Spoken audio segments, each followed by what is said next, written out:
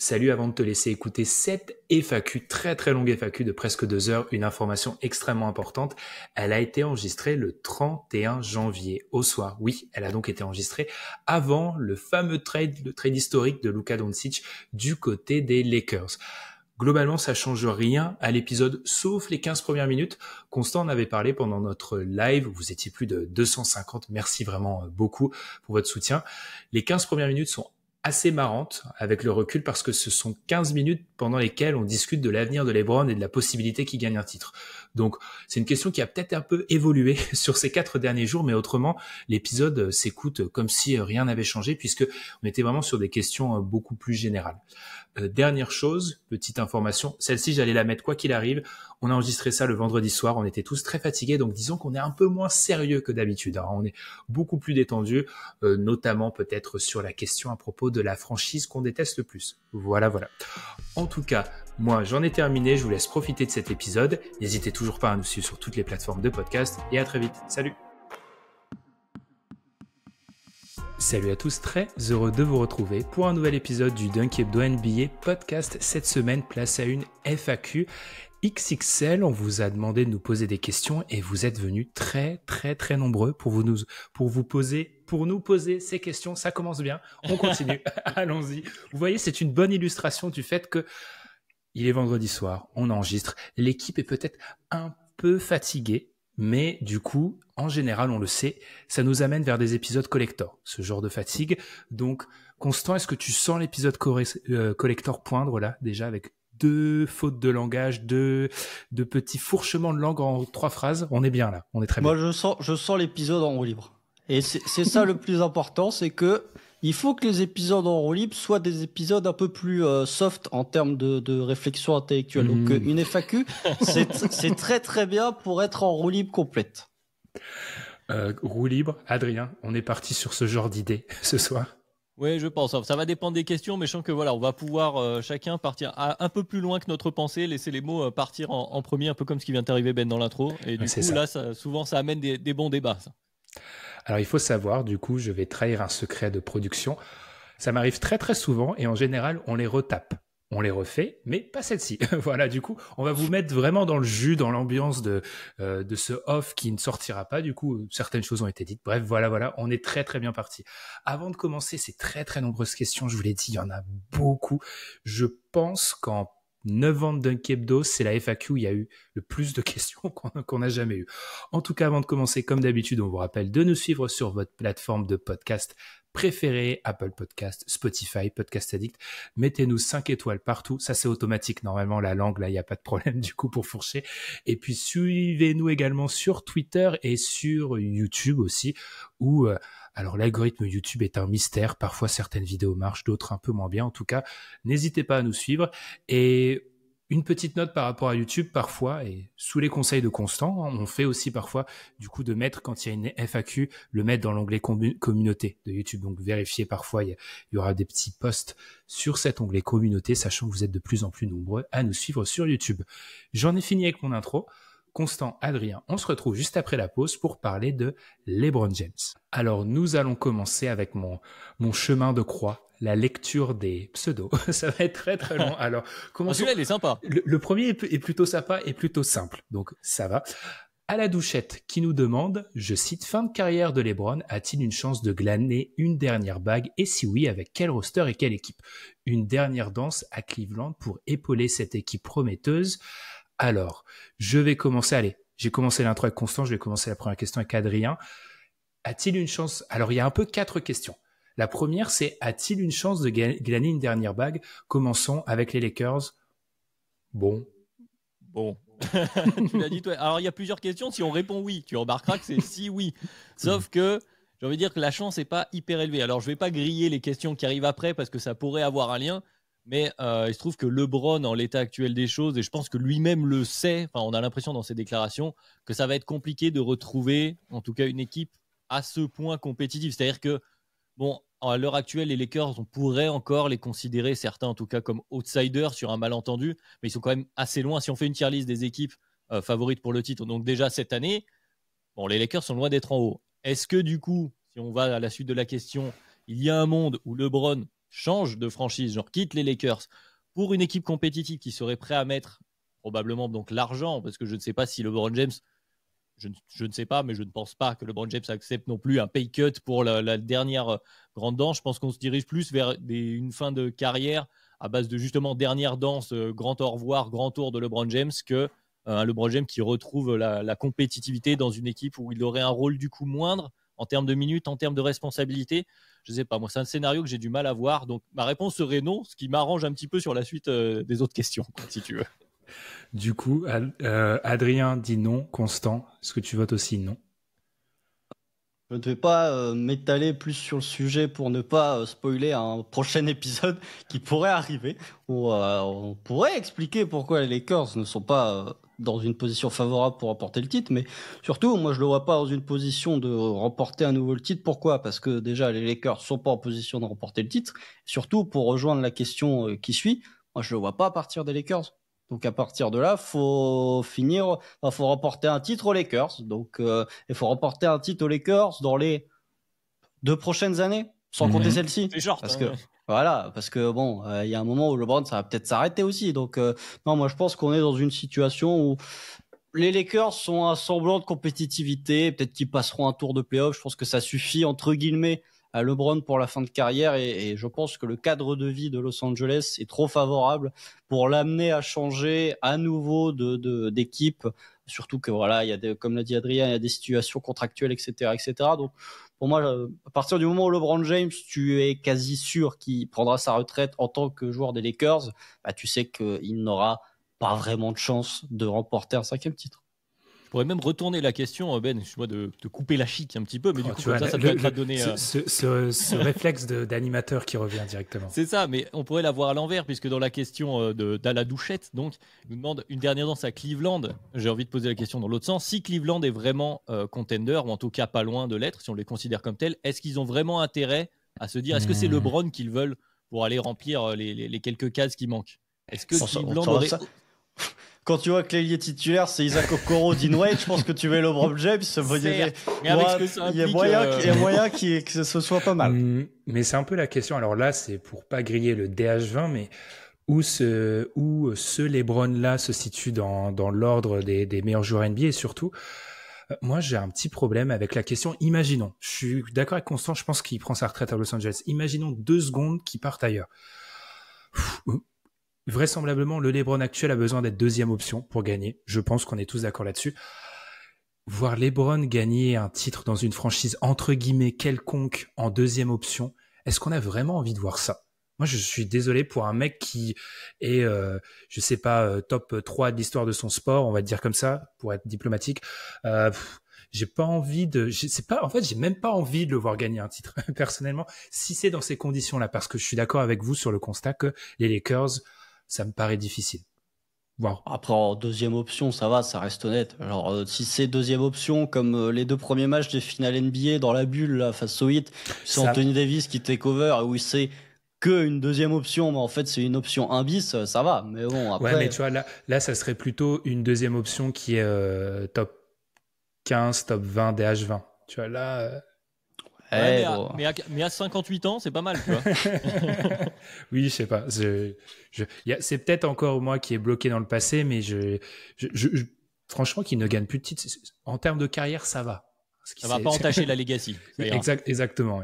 Ah bah si, bien sûr. 6, enfin 4, c'est moins que 6, hein, bien sûr. Hein. Ça te rétorqueront les fans des Bulls et les fans de Jordan. Hein, donc, bon, après, ils diraient toujours 5, c'est moins que 6. Donc, ça changerait pas trop. C'est vrai. Du coup, il faut en gagner 2.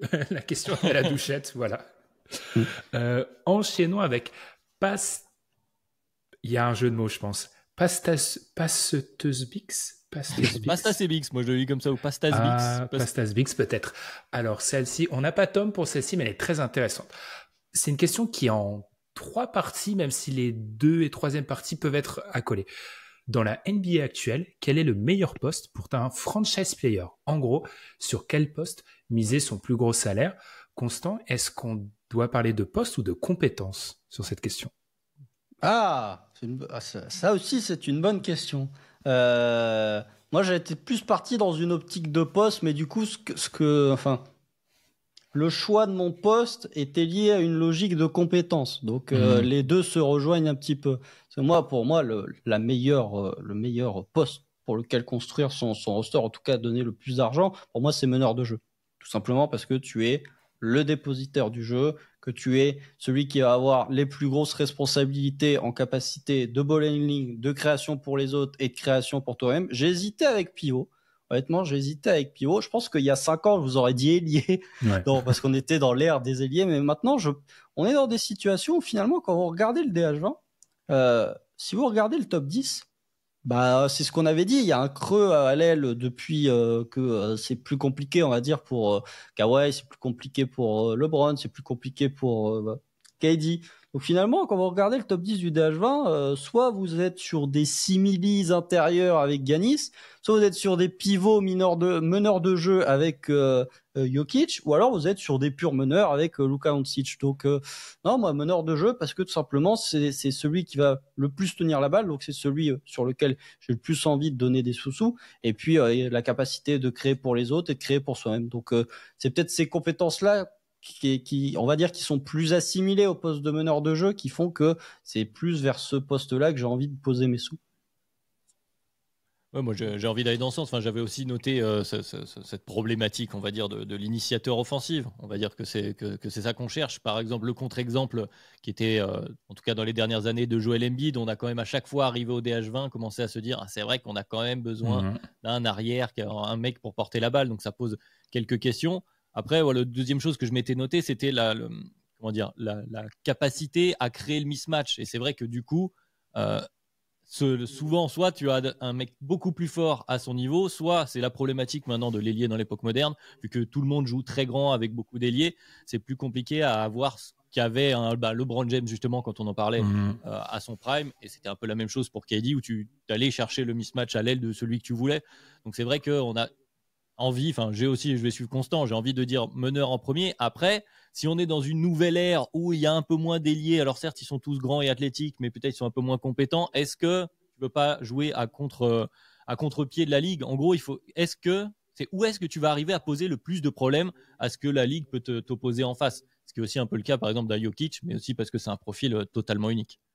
Alors justement, c'est une des raisons pour lesquelles j'hésitais avec le pivot, parce que pivot, t'as moins de joueurs qui sont capables de te défendre potentiellement que si tu es un extérieur et si tu es un ailier. C'est-à-dire que il y a moins d'ailiers forts, sans faire de mauvais jeu de mots, mais il y a moins d'ailiers qui sont de très haut niveau. Par contre, le nombre de joueurs qui sont capables de défendre sur des ailiers s'est multiplié depuis 10 ans. Donc pour moi, meneur, c'est pareil. T'as tellement de joueurs qui sont capables de défendre sur des joueurs extérieurs. Tu peux même mettre des ailiers qui sont plus grands et qui du coup posent plus de problèmes. Moi, c'était un des arguments en faveur du poste de pivot, c'est que en fait le spectre de joueurs qui peuvent te défendre est réduit, et finalement on joue avec des équipes. Enfin, il y a des équipes qui sont de moins en moins axées, on va dire, sur des intérieurs protecteurs de cercle, ou en tout cas des pivots qui sont plus dans un registre offensif que défensif, comme ils ont pu être ces 10 dernières années. Donc pour moi, je serais pas loin de dire ça, c'est un vrai argument en faveur du pivot. Ouais, je veux rejoindre globalement sur le poste d'ailier, sachant que en gros c'est cette espèce de mutation entre le poste d'ailier fort, voilà, qui fait qu'il y a trop de mecs en fait pour défendre sur ces ailiers là, et que vous parliez d'avantages.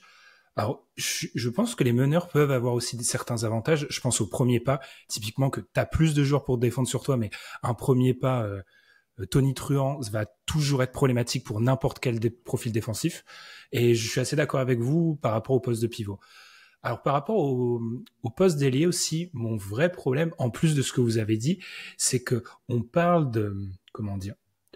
on parle beaucoup, et c'est un peu, j'ai appelé ça le théorème Jason Tatum, on cite beaucoup trop Jason Tatum dans ce podcast, bref, on parle beaucoup du fait que les ailiers sont polyvalents et tout, mais dans une ligue où on va beaucoup valoriser des aptitudes premières, on va dire que la formation du poste d'ailier t'amène à moins développer ces super aptitudes qu'un pivot qui va être, je sais pas, par nature protecteur de cercle et autre chose, et un meneur qui va être par nature initiateur et autre chose. L'ailier de base, il va être par nature scoreur, mais top 10 DH20, tout le monde score. En fait, tout le monde peut en planter 50 en playoff, c'est pas un argument, ça.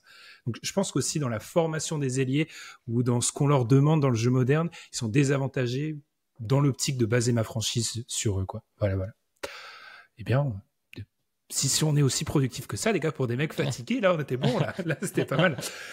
Et ça va être encore meilleur parce que deuxième et troisième question qu'on va grouper, et je vais te la poser à toi en premier, Adrien, parce que je sais que moi et Constant, on n'est pas d'accord. On en a un peu parlé en off. Les plus gros contrats max ne prennent-ils pas trop de pourcentage du cap? Ne faudrait-il pas, et pourtant je l'avais relu 3 fois, j'ai quand même réussi encore une fois à me tromper, ne faudrait-il pas les plafonner à la baisse? Alors, pour moi, elle implique plein de choses, cette question. Je pense que je vais vous laisser développer après chacun son camp, puis je verrai comme ça qui arrive à me convaincre. Mais je trouve qu'il y a d'autres implications intéressantes par rapport à ce qu'on vient de dire déjà sur le franchise player. Je trouve qu'en 2025, cette notion-là de dire oui, il y a un gars qui est mon franchise player, elle est en train aussi de se lisser. C'est-à-dire que tu ne gagnes plus avec un gars. Enfin, est-ce que ça a vraiment déjà été le cas d'ailleurs? Ça, c'est une vraie question qu'on pourrait poser dans l'histoire. Je ne suis pas forcément sûr. Mais il y avait peut-être plus d'écart. Là, maintenant, tu as toujours un deuxième gars derrière qui se cache parce que, justement, comme tu disais, Ben, en termes de compétences, il va te manquer quelque chose. Il va falloir combler d'autres cases. Donc, la question du pourcentage du cap, là, se pose. C'est-à-dire que souvent, tu vas avoir des équipes, dans les équipes containers, où il y a bien 2 gars qui te prennent une très grosse partie du cap et ensuite, tu essayes de combler les brèches avec certains joueurs. Là, je trouve que c'est une question, après, philosophique de comment on veut voir la répartition des talents dans la ligue. Le souci pour moi, c'est plus la fréquence à laquelle on donne ces contrats. Donc là, je suis en train de tordre la question pour vous laisser la patate chaude, hein, évidemment. Mais moi, ce qui me gêne le plus dans cette discussion-là autour du pourcentage du cap des contrats max notamment, c'est la fréquence à laquelle on les donne, ces contrats. Il y a beaucoup trop de monde qui, en sortie de contrat rookie, a réussi à avoir ces contrats-là où on les donne. Alors, c'est question de négociation entre les front office et les agents, bien entendu, mais il y a beaucoup trop de monde à ce même pourcentage du cap, alors que l'apport terrain est différent. Et donc, des fois, ça donne ces grandes discussions sur « Ah, ce contrat, il est terrible » ou « Ah, ce contrat, il est vachement efficace ». En fait, on n'a plus de spectre en termes de salaire pour donner, lui il vaut un peu moins, alors lui donne un peu moins, lui il vaut un peu plus, il vaut un peu plus. Maintenant, c'est soit t'es payé au minimum, soit t'es payé au max, j'ai l'impression. Moi, c'est ça qui me pose plus de problèmes, plutôt que la question que je vous laisse en patate chaude du pourcentage du cap du contrat max en lui-même. Constant. Adrien a donné une très bonne piste de réflexion auquel j'avais pas pensé, c'est que effectivement, c'est pas qu'il devrait être plafonné, c'est que en fait, j'ai du mal à renégocier. Non, mais pas renégocier, mais j'ai du mal à assimiler le fait qu'un joueur comme Nikola Jokic peut toucher autant de pourcentage du cap qu'un joueur comme, je sais pas qui est à 35%, Damian Lillard. En gros, un joueur qui est de Damian Lillard depuis le trade à Milwaukee. Attention, hein, pas le Damian Lillard de Portland, mais un joueur qui est le top 1 des H20 2 années consécutives, un joueur qui commence petit à petit à être poussé à la sortie du DH20.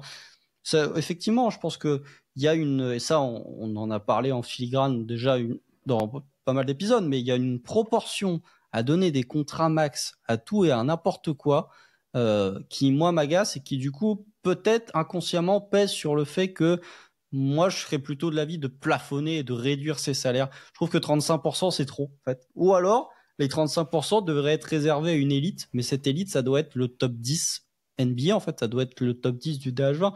Je pense que, honnêtement, on en avait parlé avec Tom aussi de nombreuses fois dans la conversation. Je pense que cette idée du supermax, donc les joueurs qui prennent 35% du cap, est une énorme carotte. Et en fait, c'était un espèce de cheval de Troie.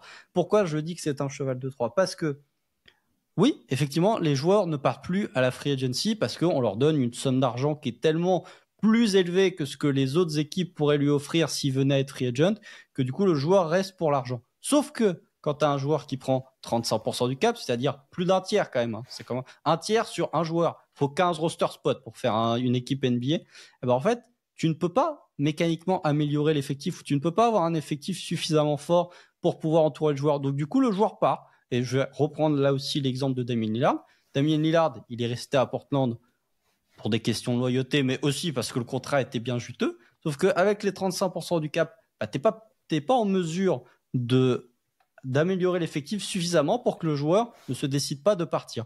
Donc maintenant, pour moi, tu es dans une problématique où si tu veux avoir une NBA cyclique, j'ai envie de dire, où les stars changent potentiellement de franchise et tout, c'est bien d'avoir des joueurs à 35%.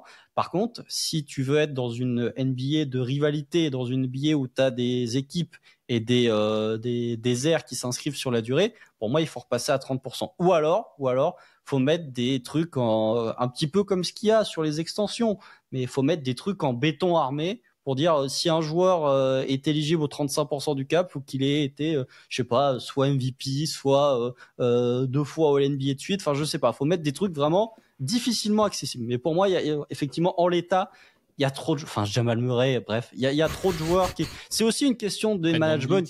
Voilà, Fred VanVleet, mais c'est aussi une question des management qui font n'importe quoi. Enfin, il y a un moment qui allait donner un max à Jamal Murray. Enfin, bref, donc je vais pas non plus critiquer les joueurs ils prennent l'argent, même si il y en a certains, je me demande, mais pourquoi du coup vous prenez 35% du cap alors que vous voulez gagner, enfin, c'est pas 10 millions qui vont changer votre vie, mais par contre ça peut changer pas mal de trucs sportivement, enfin c'est un gros débat, mais effectivement pour finir un petit peu mon raisonnement, je serais pour les replafonner et les rebaisser au moins de 5 points de pourcentage. Globalement, je suis assez d'accord avec vous, les gars. Oui, il y a trop de mecs au max. Oui, 35. Alors, ça peine mon cœur de faire ce parallèle avec une autre ligue américaine. Bref, mais en soi, alors d'abord, je suis pas bon en maths, les gars, mais en gros, on va dire que oui, on a des joueurs NBA, les meilleurs qui prennent 35% du cap. En NFL, les meilleurs quarterbacks prennent entre 20 et 25. Proportionnellement à la taille du roster, c'est pire, je pense. Alors, oui. On pourrait arguer que oui, mais du coup, c'est une position qui est plus importante que celle de Francesco en NBA. Je ne vais pas faire ce débat-là.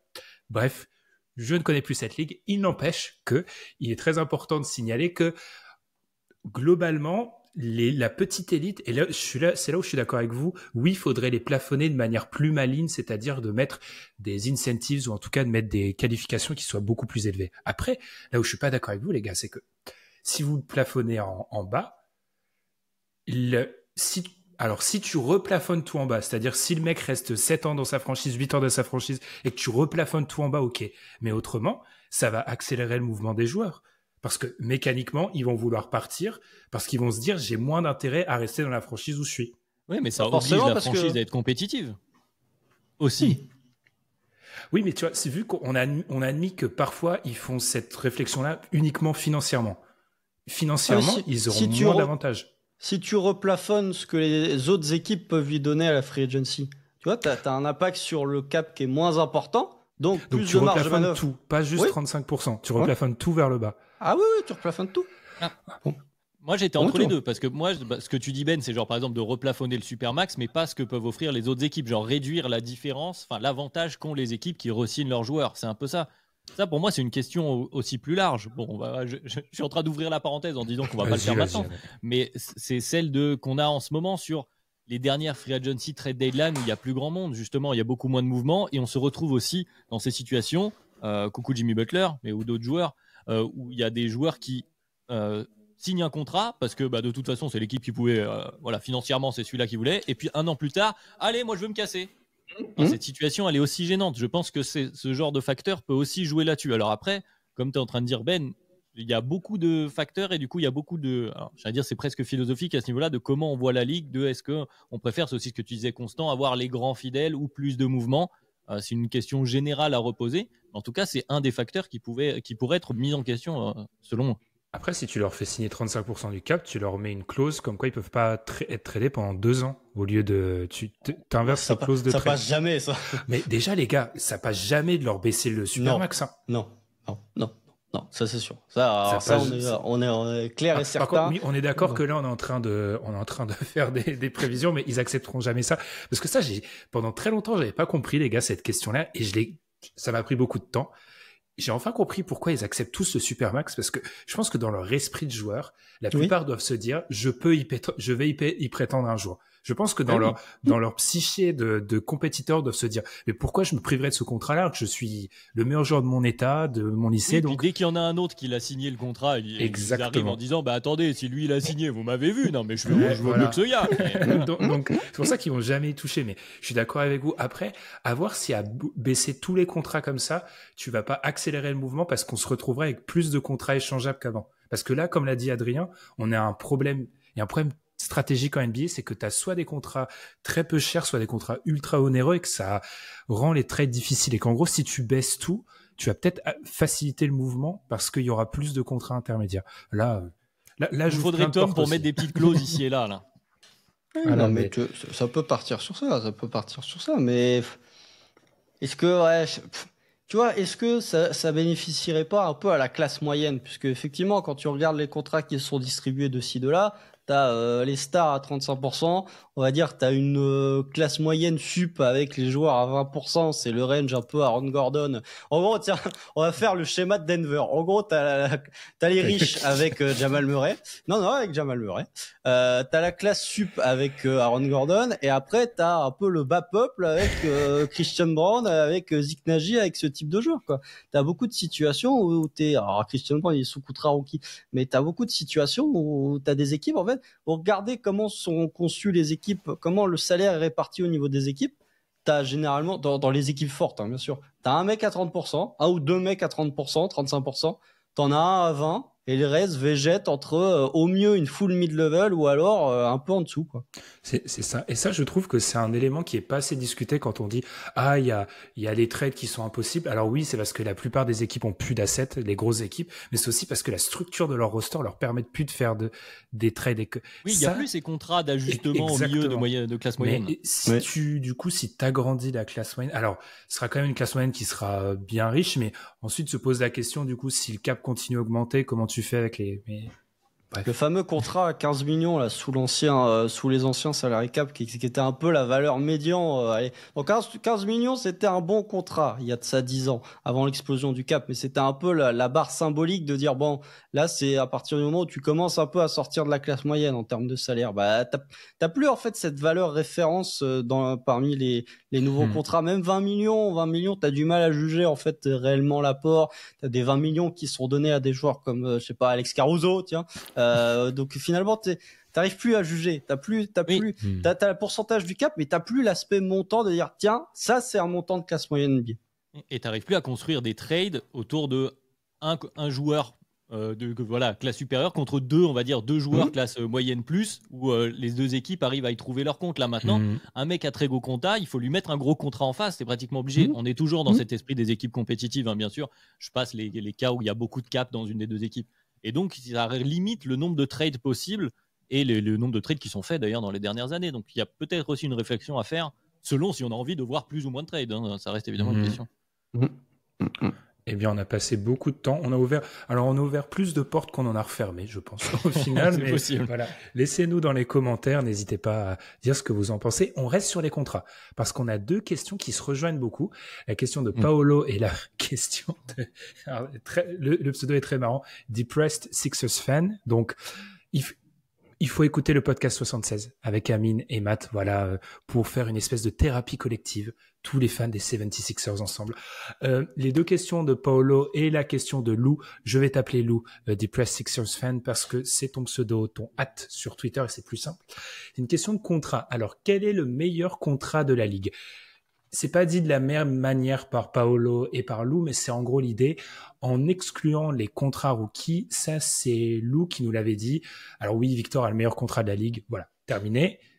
Quels sont les meilleurs contrats de la ligue ? Constant, je sais que tu as une petite liste, alors je t'en prie. Ouais, moi j'ai une petite liste parce qu'un seul, ça me suffisait pas. Pour le coup, j'ai critiqué le contrat de certaines superstars, mais il y a plein de bons petits contrats que je voulais souligner. Mais à l'heure actuelle, le meilleur contrat de NBA hors contrat rookie, je suis désolé, c'est Jalen Brunson. Je suis désolé, t'as un joueur qui prend 17% du cap en étant un minimum top 15 DH20. Bon, pour moi, c'est le meilleur contrat rookie. Mais c'est le meilleur contrat rookie. Non, c'est le meilleur contrat, c'est le meilleur rapport qualité-prix que tu peux avoir actuellement, en tout cas. Enfin, rapport qualité-prix, apport plus apport sur le parquet plus justement le pourcentage que pèse ton salaire dans le cap. Après, j'ai des petits contrats que moi j'aime beaucoup. Le contrat qui sort un petit peu de nulle part là, c'est des contrats genre t'as signé. Et t'as progressé après avoir signé, ce qui est un peu débile, mais Peyton Pritchard qui a prolongé pour 30 millions sur 4 ans et qui explose l'année d'après, Boston, c'est exactement ce qu'il leur fallait. En gros, ils ont un effectif qui coûte extrêmement cher pour un sixième homme qui prend 4% du cap. Bon, ça, c'est parfait pour Boston. Moi, j'aime beaucoup aussi le contrat d'Austin Reeves, qui avait surpris pas mal de gens au moment où il avait prolongé, mais Austin Reeves, on est sur 12 millions la saison, donc on est sur un apport infime. 13 millions la saison, quelque chose comme ça, j'ai pas le montant exact sous les yeux, mais on est sur un pourcentage du cap qui est infime.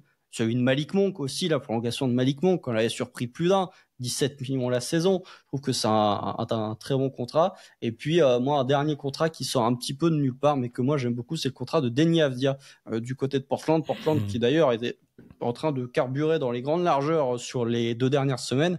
55 millions sur 4 ans, un contrat dégressif. La dernière année, il prend 6% du cap. Moi, c'est ces contrats-là que j'aime beaucoup. C'est voilà, il y a du role player, il y a de la superstar. Et voilà, pour moi, c'est des contrats que des joueurs qui surperforment, on va dire, par rapport au rendement de leur contrat. Je vais en ajouter 2. Un qu'on avait beaucoup critiqué à l'époque et du coup, mea culpa, Jarrett Allen, qui avait signé. Je l'avais aussi. Ah, désolé. Non, mais je t'en prie. 100 millions sur 5 ans et on avait beaucoup dit. Et d'ailleurs, ça rejoint un peu notre réflexion de juste avant par rapport au contrat base à 20 millions. Bah voilà, Jarrett Allen, 20 millions de pivot et il les vaut vraiment pour un joueur qui progresse d'année en année. Donc bravo à lui. Et le deuxième que je vais peut-être te griller aussi, Adrien, Herb Jones, parce qu'en fait, il était dans ma draft de l'été. Je ne l'ai pas pris. Voilà. Mais voilà, j'ai pris Zion. Quelle grande erreur. Traumatisme. Mais Herb Jones aussi. Voilà. Adrien, est-ce que je t'ai grillé? J'ai encore un nom. Oui, tu m'as grillé quelques-uns. Mais le Herb Jones à 9% du cap, c'est pas mal. Et Jaren Jackson Jr. Du côté de Memphis. Alors, le seul problème, c'est qu'il reste plus qu'1 an et demi. Et donc, si on ajoute la durée là-dedans, c'est là aussi où le contrat de Jalen Brunson est extraordinaire. C'est-à-dire que vraiment, du côté des Knicks, on est bien jusqu'en 2028-2029, quelque chose comme ça. Jaren Jackson Jr., c'est 15% du cap. C'est une très bonne production. C'est une production d'All-Star, tiens, du coup, vu que c'est un peu le thème du moment. Donc voilà, j'avais celui de Jaren Jackson Jr. en plus, mais effectivement, j'avais noté Jarrett Allen qui, comme tu l'as dit, on l'a beaucoup critiqué, mais quand on arrive maintenant, là, nous voilà en 2024-2025, la production, pareil, je crois qu'il est autour des 15% du cap. C'est quand même un contrat assez rentable sur le rapport, comme disait la question de Lou, moi aussi je vais l'appeler comme ça pour éviter de faire mal aux fans des Sixers. Le rapport production-salaire, en tout cas si on prend à l'instant T, il est bon. Si la question c'est la durée ensuite des contrats, je trouve que ça pose d'autres questions. Et évidemment que Jalen Brunson est imbattable. Norman Powell qui prend 14% du cap aussi, c'est quelque chose. Hein.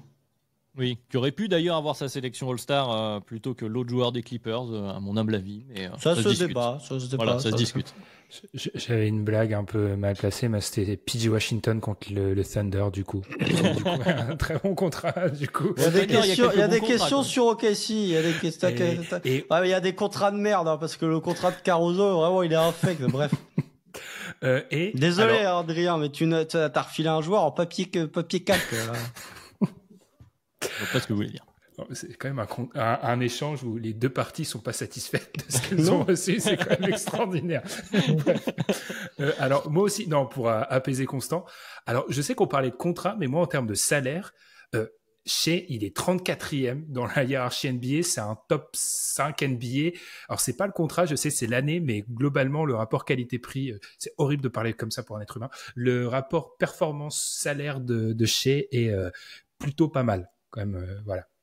On a à l'inverse du Bradley Beal, quoi. On va appeler ça comme ça. Ouais, bien sûr. Alors, question maintenant de S. Alors, beaucoup plus simple comme pseudo à prononcer. Du coup, là, je suis heureux. Si vous pouviez tous avoir des lettres de l'alphabet, on s'en sortirait quand même beaucoup mieux. Alors, question. Quelle équipe est à un trade de passer d'équipe mid à contender? Et je ne parle pas d'un renfort d'un top 10 des H20. Est-ce qu'on a une réponse à cette question, les gars? Ah oui, il n'y en a pas. Parce que le principe de passer, c'est pas en ajoutant un joueur mid que l'équipe mid va passer contender. Il faut ajouter un joueur qui est minimum top 20 des H20. Tes trajectoires de compétitivité, tes trajectoires de fenêtre de titre, elles changent pas. Si t'es une équipe moyenne, elles peuvent changer. Je sais pas moi, si t'es, j'en sais rien moi. Si t'es Toronto et que t'ajoutes Marc Gasol par exemple à la trade deadline, ouais, peut-être que ça te fait passer de très bonne équipe à équipe championne. Si t'es une équipe moyenne, on va prendre une équipe moyenne. Je sais pas si t'es les Hawks ou si t'es le Heat et que tu rajoutes un joueur qui est à un top, je sais pas, genre, imaginons. Et là encore, je suis généreux. T'es Atlanta ou Miami, t'ajoutes Derrick White. Derrick White, c'est pas un top 20, c'est pas un top 20 NBA, c'est un top 35. Mais même tout Derrick White qu'il est, ça les fait pas changer, ça les fait pas passer de contender. Donc non, si t'es mid, vraiment mid, donc dans la moyenne, il te faut au moins un joueur DH20, si ce n'est un DH15, voire même un DH10. Moi, je trouve que la question, l'autre question, c'est où est-ce qu'on parle de mid? C'est-à-dire que si on prend les bilans et qu'on commence à tricher un petit peu, qu'on considère que Dallas est mid parce qu'ils sont en 26-22, alors est-ce qu'il y a un profil qui fait changer de statut Dallas? Je suis pas sûr. Est-ce qu'ils Le sont truc, pas... c'est que Dallas, ils sont déjà borderline. Tu reprends notre fenêtre Ils ont de les titre d'avant. blessés aussi. Ils ont les Oui. blessés, ils sont borderline. Oui, je Voilà, vois, non, mais je vois ce que je l'idée. dis, voilà, ça dépend où on place la barre. Moi, je suis totalement d'accord avec ce que dit Constant. J'en trouve pas vraiment. Après, dans les borderline contenders qui passent meilleur contender, on doit pouvoir en trouver. Si on est méchant, tiens, je peux aller sur un terrain de Constant. Si on dit qu'aux Nuggets, on remplace Jamal Murray par le même en un peu Zach plus fort. Lavine. Par Zach Lavine, voilà, par exemple, qui n'est pas DH20 sauf chez moi. Ben voilà. Bon, il y aurait des petites triches comme ça à faire, mais comme dit Constant, je le rejoins, je ne vais pas paraphraser pendant 1000 ans. C'est vrai que l'ajout d'un joueur qui n'est pas parmi le gratin de la NBA, est-ce qu'il est capable de... Enfin, est-ce qu'il y a vraiment un rôle? Il faudrait une équipe mid qui a un trou béant dans un rôle très spécifique, et une fois rempli, celui-là ferait que l'équipe soit complète, totale. C'est genre les C'est Iggy aux Warriors. Ouais, ou c'est les Cavs d'il y a genre 2 ans qui trouvent un ailier. Oui, C'est ouais, ça. quelque chose comme ça. Sauf que les Cavs de maintenant, on va pas les Ils sont considérer pas, ils sont comme pas mid, mid, quoi. ouais, ils sont plus mid, tu vois. Donc, ou alors après, j'aurais dû ajouter une question au S. Du coup, à S, j'aurais dû lui poser la question, qu'est-ce que tu considères comme contender? Parce que, et là, spoiler de la semaine prochaine, si dans contender, tu as 10 équipes, oui, il y a peut-être un trade comme ça, mais vu que nous, on a une vision, je pense, extrêmement restrictive du statut de contender, bah, ça t'amène à dire non, quoi. Prenons une autre équipe que je qualifierais de mid par excellence, les Kings. Les Kings, ils sont pas à un trade d'être contender, les gars. Ah bah, surtout avec la Surtout rumeur de Fox, ils vont plus repartir de l'autre côté. Ouais. Moi, je vous avoue que l'exercice mental que j'ai fait avec cette question-là, c'est que j'ai ajouté D'Aaron Fox à plein d'équipes que je considère comme mid, et il y en a pas une qui est devenue contender. Ouais, et puis la question est peut-être un peu orientée aussi en disant les Spurs, par exemple, tu peux passer d'équipe mid à contender. Est-ce Non, que ce serait pas un exemple typiquement d'équipe mid où tu passes contender? Non, ils sont pas contender avec D'Aaron Fox. Ah, je suis d'accord. Alors, je contredis ce que j'entends dans tous les podcasts US. Je sais pas pourquoi ils disent ça. Ils sont pas contender avec D'Aaron Fox. Hein. Mais avec un meneur, avec un skill set plus avec Trayon ou Lamelo en bonne santé. Voilà, c'est ce que j'allais dire. J'étais là, je cherchais des meneurs border DH20, voilà, dans un autre skill set que celui d'Aaron Fox. Non, contender, non. Par contre, ils deviennent une équipe qu'on va refaire pour un tour, quoi, pour faire un tour de playoff. Je pense aussi, c'est parce que nous, dans notre, je sais pas, la manière dont on va classifier la NBA, il y a une étape entre mid et contender. C'est pour ça. Il y a comment on avait dit dans la tier list? One move away, il me semble. Ouais. Dans la tier list fenêtre de titre, il y a le one move away. Bah, les équipes mid, elles sont à un move d'être à un move. En fait. Ouais, mais à deux moves, quoi, finalement. Mais limite, le niveau pour passer de mid à one move away est plus élevé que pour passer de one move away à contender. Ouais. Parce que ma one move away, c'est ce que je disais tout à l'heure. Tu as identifié l'endroit où tu veux corriger, enfin, où tu veux t'améliorer, etc. Quand tu es mid, généralement, il y a plusieurs trous, ou alors ce qui n'est pas un trou n'est pas assez élite pour passer le step d'après. Oui. Totalement, c'est vrai. Genre je conclus, genre le one move away, c'est Bruce Brown à Denver. Tu vois, one move away, tu l'ajoutes, tac, tu passes direct. Enfin, c'est le move qui t'aide à devenir vraiment contender, plus les retours de blessure, bien sûr, de Jamal Murray.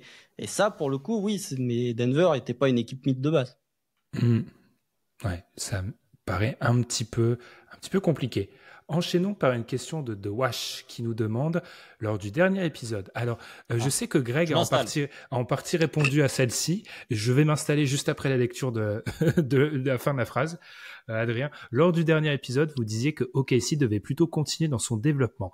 Problème, on a un carrefour avec le niveau de SGA et une tonne de pics qu'on risque de ne pas pouvoir exploiter dû au nombre. Quel est selon vous le meilleur moment pour faire un move? Constant, j'éteins mon micro, je vais me racler un peu la gorge, je vais boire un peu d'eau comme Adrien et je te laisse. À toi. Non, c'est pas intéressant d'avoir mon avis à moi, je le donne tout le temps, c'est plus intéressant d'avoir votre avis à vous. Après, la question sur les pics de draft, là, dans une semaine, il y aura la trade deadline. Je suis sûr que dans une semaine, Sam Presti leur a envoyé, je sais pas, 3 firsts contre le pick 2031 non protégé des Bucks. Enfin, typiquement ce qu'a fait Utah avec... c'est qui Phoenix? Ouais, avec Phoenix. J'hésitais. Et d'ailleurs, il y avait un article, je crois que c'est de Tim McMahon, qui disait que OKC était lui aussi intéressé par ce pick 2031 des non protégés des Suns. Donc Voilà, je pense que Sam Presti va faire ça.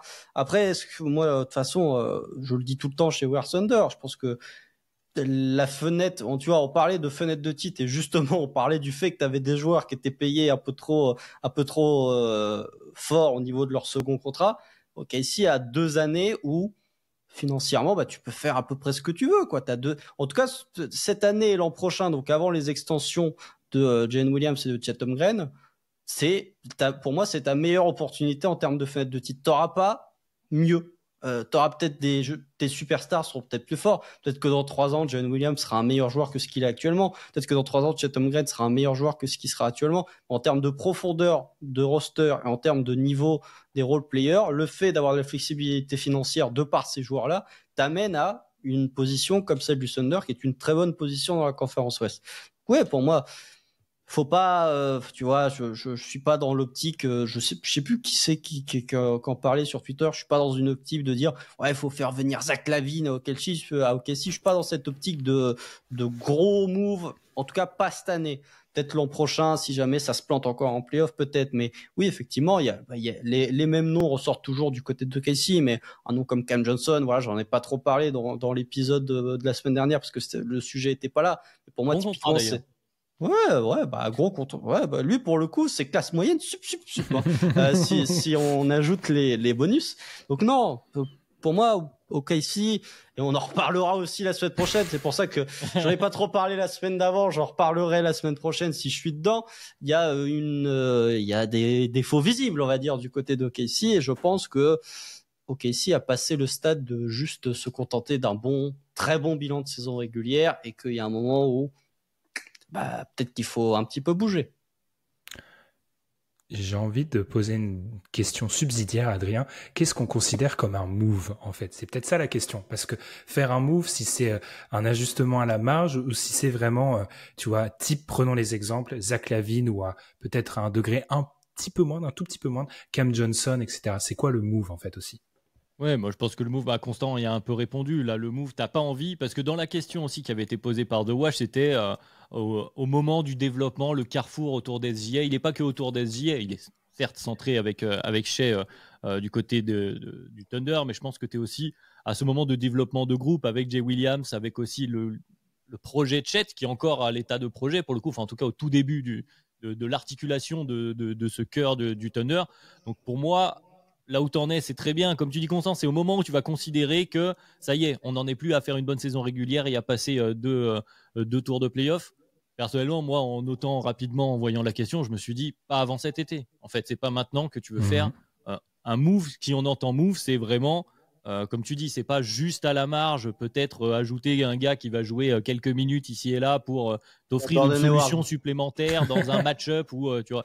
Non, mais peut-être. Mais si tu dois faire un vrai move, je pense que là, tu es justement à ce carrefour, pour reprendre les termes de la question. Je pense que la prochaine étape, la prochaine intersection, voilà, on va rester dans le champ lexical de la route. La prochaine intersection, elle est cet été. Comme disait Constant, là, tu as 2 ans. Tu n'as pas raison de te presser plus que ça. Et si jamais à cet été, tu es encore dans l'idée de...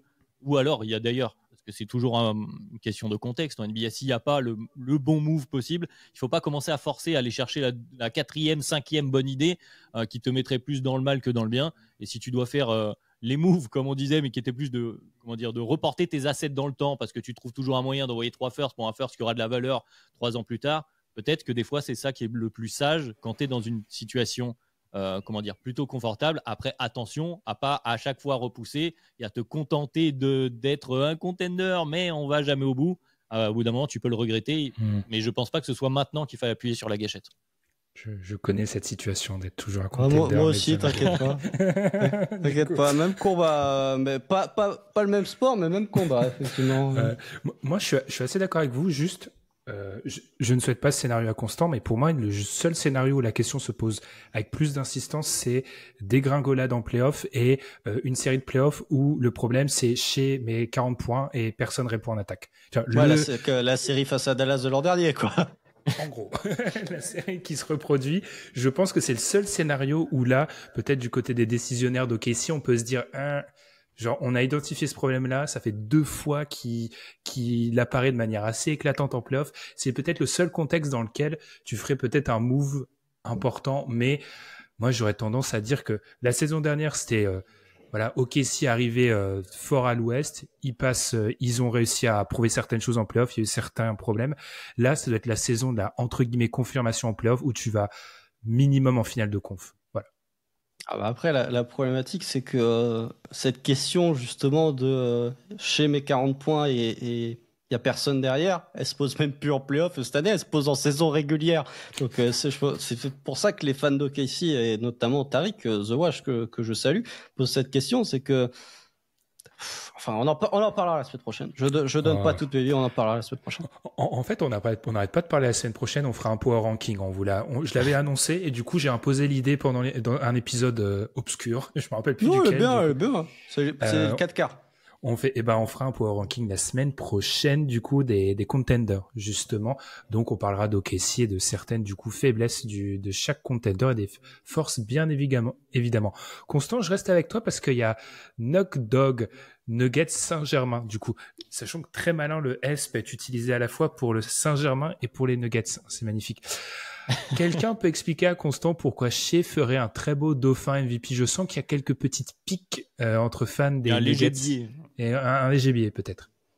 Bah, non, il fera un très beau dauphin, mais il fera un très beau lauréat aussi. Nikola Jokic, il est combien là? Il est 5e de sa conférence là? Bon, il y a que 2 MVP qui ont été en dehors du top 3, il me semble, dans toute l'histoire des MVP.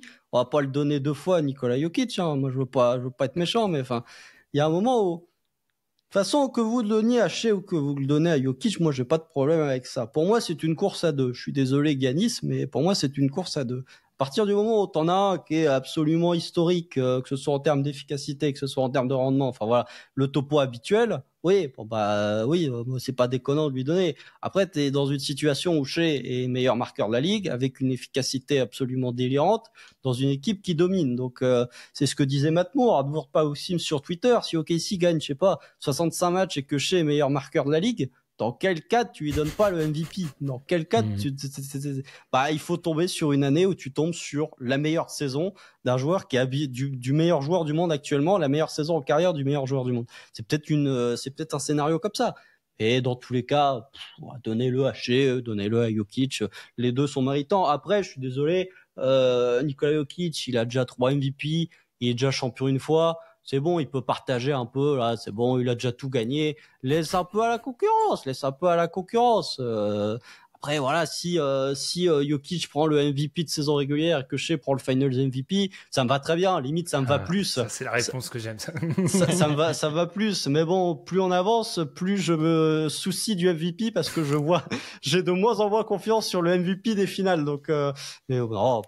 Peut-être que si j'étais fan de Denver, je serais en mode, mais comment ça? C'est inconcevable que ce soit pas Jokic MVP, mais je suis fan d'OKC, donc, et pourtant, Dieu sait que l'an dernier, et j'en avais déjà parlé à Dunk Hebdo, j'étais très partisan du Jokic MVP. Autant cette année, c'est pas le cas. Oui, après, voilà, c'est une discussion qui est là. J'ai l'impression que c'est plus pour s'écharper gentiment, parce que comme tu l'as dit, quand il y a eu des MVP en dehors du top des tops équipes de la ligue en termes de résultats, souvent, voilà, en NBA, il y a un joueur de aucun des deux. Ouais, c'est Westbrook. Voilà, et c'est souvent le narratif qui vient. Donc, c'est qu'il y a quelque chose d'historique qui se passe et que dans les top équipes, il n'y a pas un mec qui fait un truc extraordinaire. Ou alors, il y a une lassitude, une lassitude au sein de la ligue des instances quand il décerne ce type de trophée avec LeBron James qui, des fois, n'est pas MVP. Mais bon, voilà, on sait bien qu'il y en a eu. C'est pas scandaleux, 2011 qu'il l'est pas. Hein, je maintiens, c'est pas scandaleux. Hein. Oui, non, mais c'est pas scandaleux, mais c'est souvent des choses comme ça. Il y a les grandes discussions éternelles. Je salue Greg qui est pas avec nous sur les MVP de Nash, ce type de choses. Mais ici, c'est scandaleux, par contre, ça. Là, alors, pour le coup, ça aurait dû être LeBron. Là, j'ai le juge sur mon épaule comme ça, qui à chaque fois qui confirme ou infirme. Non, mais voilà, c'est des discussions éternelles. Là, cette année, si on a, comme tu dis, on a un Thunder qui est parti sur des bases, si ce n'est historique en termes de bilan à la fin, mais historique défensivement. Donc, il y a quelque chose qui pousse plus. Shea, plus tu l'as dit, Jokic qui a gagné plusieurs fois, qui a plus besoin d'assurer un statut. Souvent, la NBA aime bien décerner le MVP ensuite à quelqu'un d'autre, comme tu l'as dit. C'est une course à 2, c'est pas choquant en soi que tu le donnes à l'un ou l'autre. Mais franchement, moi, si je devais mettre une piécette, si tu me demandes de mettre de l'argent, c'est Shea qui va l'avoir au bout. Je pense que le narratif est bien derrière Shea depuis quelques temps. Le narratif médiatique, j'ai envie de dire, est bien en faveur de Shea. Regardez les cotes à Vegas, Shea est actuellement favori. En même temps, quand t'enchaînes les matchs à 50 points, bon, c'est peut-être normal aussi que tu commences à avoir des favori. haters, si c'est pas la preuve aussi, les haters sur les lancers, tout ça. Ça fait longtemps qu'il en a chez des haters. Ils sont plus vocaux, je trouve, dernièrement. Ça fait au moins 2 ans. Ouais, ils sont un peu plus vocaux, effectivement. Mais... Après, c'est vrai que comparé aux autres mecs top 5 DH20, ça va encore. Oui, et puis surtout, comparé aux saisons à plus de 30 points de moyenne, vous prenez le ratio tir tenté, lancer franc tenté, enfin, il tente pas tant de lancer franc que ça. Et puis surtout, arrêtez de faire faute, quoi. Il y a un moment, je veux bien, vous regardez le match face à Golden State, là où il a 21 lancés. Bon, il y en a, ils sont toujours discutables, mais il y en a, c'est juste, il fait une pump fake, le défenseur, il est en l'air, il y a faute, hein, je suis désolé. Mais bon, dans tous les cas, et là, je salue bien évidemment les fans des Sixers. Si Shea remporte le MVP, ce sera moins scandaleux que celui de Embiid il y a 2 ans. Voilà. Pardon. Allez, et on va rester sur cette petite pique pour la question toujours de Nuggets Saint-Germain qui nous demande quelle est la franchise que vous détestez le plus et pourquoi. Tu parlais de patate chaude, Adrien, je te la refile. Alors, vas-y. Pour moi, actuellement, en fait, dans l'histoire, ça a tendance à varier et selon les critères sur lesquels je les mets. Mais là, dernièrement, j'avoue que, en fait, je vais tordre encore une fois la question, c'est pratique. Si j'étais agent de joueur, à quel endroit je n'aimerais pas que mon joueur termine vraiment, ou je ferais en sorte que ça ne se fasse pas?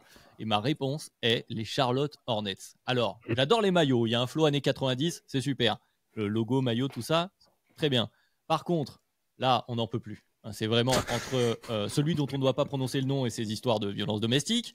L'affaire Rosier, là, qui vient de ressortir avec les paris truqués. On pourrait rajouter dernièrement, il y avait eu, je crois que c'est Book Knight qui était arrêté en conduite sous substance. Il y a PJ Washington qui avait des affaires aussi. Non, c'est juste la pension alimentaire. Oui, bon. Et il y a du grooming aussi, je crois. Il y a des trucs chelous.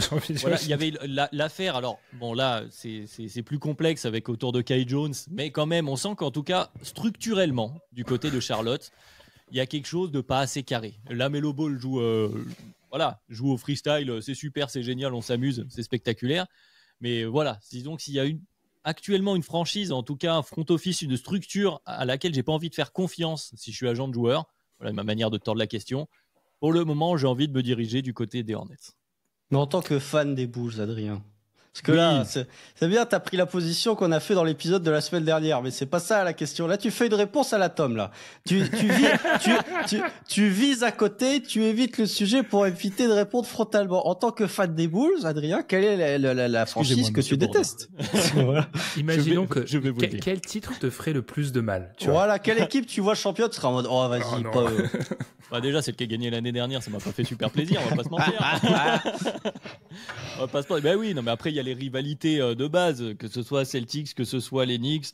Si jamais aussi il y a, alors c'est rivalité qui remonte un peu plus loin, je trouve que sportivement c'est un peu moins le cas dernièrement, mais au sein de la conversation de Kebdo, heureusement que Détroit n'est toujours pas très très compétitif parce que ça se passerait très très mal avec Ilias.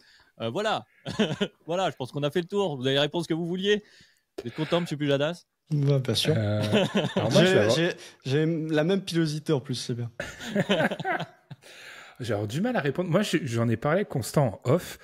N'ayant pas d'équipe, moi, c'est surtout par rapport aux fans de la franchise en question. Et je pense que là, il y a un petit biais français, c'est que il y a certaines fanbases qui sont très peu représentées, voire inexistantes, tout simplement. Il y a une petite fanbase du Jazz, mathématiquement, ce qui fait que la franchise que je déteste le plus, c'est souvent celle qui a les supporters les plus, comment on va dire ça, hautain, aigri, je sais pas, choisissez le qualificatif que vous voulez.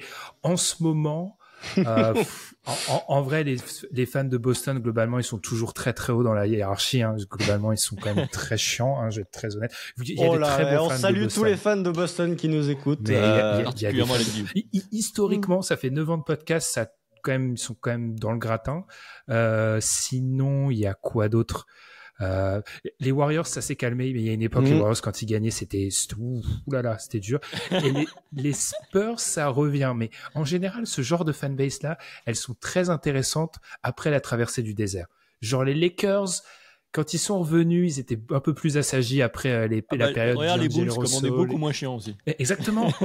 Parce que c'est normal, il n'y avait pas Twitter à l'époque. Ah ouais, mais parce que vous, si vous regagnez, par exemple, tu vois, c'est ce truc d'une franchise qui a gagné et qui regagne. Oh là là, oh, c'est affreux, vraiment. Bien tendu la question aussi, Ben, si je peux me permettre. Parce qu'en fait, il n'y en a pas vraiment fondamentalement que je déteste, hein, les gars. Alors que moi, il y en a une, les Lakers. Je déteste cette franchise. Pourquoi? Parce que c'est tout ce que j'aime pas. C'est le bling bling. On est tout le temps mis en avant sur ESPN. C'est l'endroit où les stars vont en termes de free agency, même quand le projet sportif est bancal. Enfin, vraiment, c'est tout ce que je n'aime pas. Et encore, je trouve que je mettrais au crédit des Lakers la capacité à bien drafter. Ce qui n'est pas forcément le cas d'autres équipes. Parce que là, je dis, il y a que les stars, mais il y a quand même un gros processus de draft qui est fait par le front office des Lakers. Le problème, c'est qu'ils draftent bien des joueurs, mais comme ils les échangent au bout de deux ans, bah, ils éclosent ailleurs. Que ce soit Alonso qui a éclos aux Pels, puis après aux Bulls, que ce soit Ingram ou que ce soit Josh Hart, ils ont bien drafté, mais t'as pas le temps de les voir éclore. Donc, t'as historique. Pas cité Kuzma. Non, bah, t'as vu, bah, c'est normal. C'est normal. C'est totalement logique. Lui aussi, un mec problématique, mais il irait bien à Charlotte. Mais imagine la situation. Bref. Ouais. Bref. Et actuellement, bah, fan de Casey oblige Dallas. Dallas m'insupporte et vraiment Dallas. Les fans de Dallas. Alors, pas trop les fans français, et encore, ça dépend, mais c'est surtout les fans ricains qui sont insupportables. Les fans de Dallas qui sont insupportables, même là, avec les All-Stars où Kyrie est pas All-Star, qui c'est qui cible en disant lui a été All-Star, bien évidemment, c'est Jalen Williams. Donc voilà, il y a toute la rivalité, et même les journalistes qui couvrent la franchise de Dallas sont insupportables vis-à-vis de Casey, notamment sur Lou Dort, qui est un peu je sais pas, c'est le Marcus Smart, mais genre à l'échelle d'une franchise. Il est détesté, mais que par une franchise, par Dallas. Les autres s'en foutent de Lou Dort, mais par contre, à Dallas, tout le monde en mode, ouais, c'est un joueur trop dirty et tout. Il y a que les journalistes de Dallas qui pensent ça comme ça. Donc, ouais, vraiment, Dallas, historiquement, enfin, les Lakers historiquement et Dallas, parce qu'il y a tout le côté rivalité avec OKC, voilà. Là, pour le coup, c'est vraiment mon côté supporter qui fait que, c'est une franchise que vraiment, j'ai beaucoup de mal à encadrer. C'est une FAQ, on va faire 2 heures, je me permets. Si on élargit ça à tous les sports, vous mettez qui? Moi, je suis trop NBA, donc ça reste les Lakers. Moi, je dois. Alors, en non, football. Pas Alors, j'ai rien. Alors, en football, c'est peut-être que je me suis détaché sentimentalement de Marseille, mais en football, c'est un peu pour les mêmes raisons que Constant. Je ne comprends pas le bail du Real. Je comprends pas. Je comprends pas que ton rêve. Si tu nous écoutes, Kylian, je comprends pas que ton rêve, ça puisse être la Maison Blanche. Je comprends pas le bail du Real. En fait, j'arrive pas à comprendre le concept. C'est pour ça. Alors que je suis pas un fan de Barcelone, hein, mais le concept du Real, je le comprends pas. Et en football américain, bien évidemment, pas Kansas City. Faut admettre quand on est plus fort que toi. Bref, Pittsburgh et bien évidemment les Bengals qui sont alors eux, mais au sommet. C'est les fans de Joe Burrow. Les fans de Joe Burrow, bref, qui toujours aucun MVP. Voilà. Bref, du coup, voilà. Donc, ouais, mais apparition au Super Bowl, Joe Burrow 1, Lamar 0. Alors, Joe Burrow, je répéterai toujours ma comparaison, les Bengals, c'est les Hawks. C'est que des saisons mid, une bonne saison, et on te dit, oh là là, extraordinaire. Bref, là, c'est que de la hate. Vas-y, Adrien. Ouais, non, mais en fait, pour répondre un peu à ta question, c'est un peu ce que disait Constant. Je trouve que ça illustre ça. En vrai, les franchises, entre guillemets, qu'on n'aime pas, il y a souvent une question de rivalité, donc il faut que ton équipe soit un peu compétitive. C'est pour ça qu'actuellement, en NBA, moi, bon, finalement, il y en a qui m'embêtent plus que d'autres, mais j'avais pas tant que ça. C'est les Hawks, quoi. C'est la bataille 9-10 au play-in, quoi. Ouais, c'est vrai qu'on pu répondre ça. Et c'est pour ça qu'en football, c'est pareil. C'est-à-dire que pendant un moment, mais aussi, il y a peut-être une question d'âge, un moment où tu es plus supporter, où tu suis plus les ligues. Quand j'étais à fond Olympique Lyonnais, donc de mon côté, c'est vrai que bon, tout ce qui était bleu ciel et blanc, c'était pas les potes. Tout ce qui était vert, c'était pas les copains non plus. Le PSG, bon, je t'explique même pas. Le PSG, quand il y a eu le début des Qataris, bon. Voilà, quand j'étais assez fan de l'Asvel, bon, j'aimais pas du tout Portez, bon, on est rentré dans une ère, c'est peut-être plus Monaco les rivaux, mais je suis un peu plus loin de la Pro A maintenant. Donc, c'est Tony Parker le rival. Ouais, oui, mais ça c'est général, c'est une franchise. La franchise Cross Parker. Sport, Cross Atlantique, crossover, c'est ça. Non mais oui, ouais, si on élargit au sport. Bon, j'avoue que j'ai toujours quand même un petit les Olympicos, j'ai envie de te dire. Bon, hein, je préfère les gagner que perdre, on va pas te mentir. Je suis complètement détaché de Marseille. Alors, je pense aussi, c'est qu'il n'y a plus de rivalité avec le PSG parce qu'il n'y a pas de rivalité quand une franchise ou une équipe te matraque, en fait. Mais oui, c'est ça. C'est eux qui gagnent à la fin. Nous, on se bat pour des miettas. Là, on est là, voilà, moi, je suis supporter de Brest maintenant. Voilà, tiens. Ça, pour le coup, je suis pas complètement d'accord. Tu vois, on va revenir sur la NFL. Bills Chiefs, bon bah il y a 4-0 en playoff, mais personne peut nier que c'est pas une rivalité. Parce qu'ils les ont déjà tapés en saison régulière et tout. Ah bah faut qu'il y ait quand même une win d'un côté, effectivement. Si c'est France-Espagne en basket où les Espagnols ils se foutent de ta gueule à la mi-temps, oui c'est sûr que ils nous prennent pour de la merde pour citer un grand philosophe, mais un grand nationalement par contre là il y a des trucs. Ah je déteste les Espagnols en sport, il y a aucun problème. Et c'est dans ce sport, on est contre les Espagnols ici. Non, si. Alors si on prend national, les Argentins au foot. Ah oui, les Argentins au foot. Là, on va unir tout le peuple d'un Kepto. Les Argentins, ils sont passés devant les Italiens, ils sont passés devant les Allemands. Enfin, c'est vraiment fou, ça, d'ailleurs. Le quart de finale de JO, là, France-Argentine, pardon. Ah là, vraiment, c'était là, c'était. Je suis pas très patriote. Je suis pas enclin à supporter mon équipe juste parce que c'est marqué France dessus. Voilà. Je suis pas très franchouillard. Par contre, France-Argentine durant les JO, j'étais en mode ouais, faut les taper. En vrai, ça va. Je suis en train de descendre. On n'a pas beaucoup d'auditeurs en Argentine. Ça va. On va pas se créer trop de problèmes. Et un autre truc, mais ça, c'est régional. En tant que Canet, Le Havre. Déjà, c'est la ville la plus moche de France. Hein, je suis désolé. Je suis désolé. C'est immonde. T'es pas assez allé dans le nord-est, toi. Je peux te dire que j'ai deux coins à te faire visiter. Non, Le Havre, enfin voilà, je veux pas manquer de respect. Les habitants du Havre sont très gentils, mais la ville est moche, quoi. Je veux pas être méchant. Et puis voilà, en tant que Canet d'origine, c'est difficile d'être supporter du Stade Malherbe de Caen tout court. Hein, en ce moment, merci Kylian d'ailleurs, merci la maman de Kylian, merci le fonds d'investissement. Par contre, oui, tu peux pas supporter Le Havre, effectivement. Je viens tellement d'un trou perdu que j'ai même pas de rivalité, genre. Moi, la rivalité, c'est avec un autre village de 2500 habitants. Bref, en tout cas. Enchaînons. Bravo Nugdog pour les questions. Hein, j'espère qu'il a eu ce qu'il voulait, là, mis de l'huile sur le feu partout. Bravo. Là, c'est le moment officiel. On atteint l'heure où on a déraillé. Voilà, c'est sur ces questions-là. Voyez-vous, retournons un peu en NBA avec HNR qui nous demande, voyez-vous des potentiels All-NBA dans la cuvée de rookie actuelle? Petite recherche statistique. Alors, il y a toujours eu au moins un All-NBA dans chaque cuvée de draft. Vous allez me dire, même 2000, oui, Michael Redd a été All-NBA Third Team en 2004. Donc, il y en a toujours eu un. Donc, la question est potentiel. On va être d'accord, je vais faire le préambule. C'est pas la cuvée de draft du siècle. C'est faible, voire très faible, ce qu'on voit depuis le début. Est-ce que vous entrevoyez certains potentiels All-NBA parmi certains des rookies? Constant Adrien, celui qui veut se lancer. Et Ilware. C'est celui que j'avais. Ma hot take, c'était celui-là. le Victor Wembanyama de Floride, là. Non, mais si tu demandes à une certaine partie du NBA Twitter, je pense qu'il y a Stephen Castle, la réponse. C'est pas notre cas. En tout cas, c'est pas mon cas. Non, alors NBA. Non, bah, bref. Mais, moi, franchement, peut-être que Alexa, si le développement atteint vraiment ce qu'on pense, ça peut en devenir un. Mais sinon, moi, j'ai vraiment du mal à voir parce que, tu vois, les All-NBA, même sur des QVPT, t'as toujours des porteurs de balles qui sont draftés haut, donc tu peux toujours te rattraper sur ça. Là, vous regardez, en fait, les All-Rookie Team, il y a quasi, peut-être Jared McCain, finalement. Jared McCain, c'est ce que j'allais vous dire, les gars. Peut-être, mais tu vois, la problématique, c'est que sur les All-NBA, bah, c'est forcément les porteurs de balles vont plus être avantagés, on va dire, que les intérieurs. Et finalement, les rookies qui apportent satisfaction sur cette cuvée de draft 2024, c'est pas des porteurs de balles. Donc, ça va être difficile pour eux. Oui, mais après, comme la question qu'on avait tout à l'heure sur le franchise player, il y a la notion de concurrence un peu sur les All-NBA. Et peut-être que les pivots, c'était aussi un peu ça l'idée de Kelly Loire, le Zakidi, où tu vas peut-être pouvoir trouver une place, même si, bon, il y en aura une. Elles sont positionless maintenant, les All-NBA, c'est le problème. Ah oui, c'est vrai. C'est vrai, bon, bah, ça devient plus compliqué. Parce que déjà qu'il y avait une place prise par Victor dans l'histoire. Et sinon, il y avait une autre take un peu plus loin. Mais bon, voilà, c'est que si on veut voir Isaiah Collier. Voilà, si on cherche. Mais c'est vraiment, il faudrait que ça se passe très, très bien. Là, c'est vraiment de la hot take. Hein, qui fait, du coup, en fin de premier tour. Hein, si je dis pas de bêtises, qu'il a fait que glisser. Ouais, 29.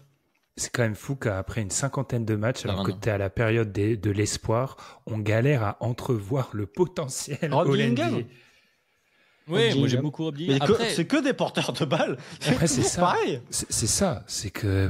Après, les autres profils, souvent, jouer une draft au milieu en plus de la première année, on n'est même pas à la fin. Au milieu de la première année, c'est compliqué. Il y a des rôles qui peuvent évoluer. Il y a des projets, les SAR, les Rizaché, qui sont quand même des profils sur le long terme. Un profil à la Zachary Rizaché, le truc, c'est que faut que ça devienne Paul George, en fait, pour qu'il soit au NBA, dans le profil. C'est ça le truc. C'est pour ça qu'Alexar a plus une tête à l'aide que Rizaché pour moi.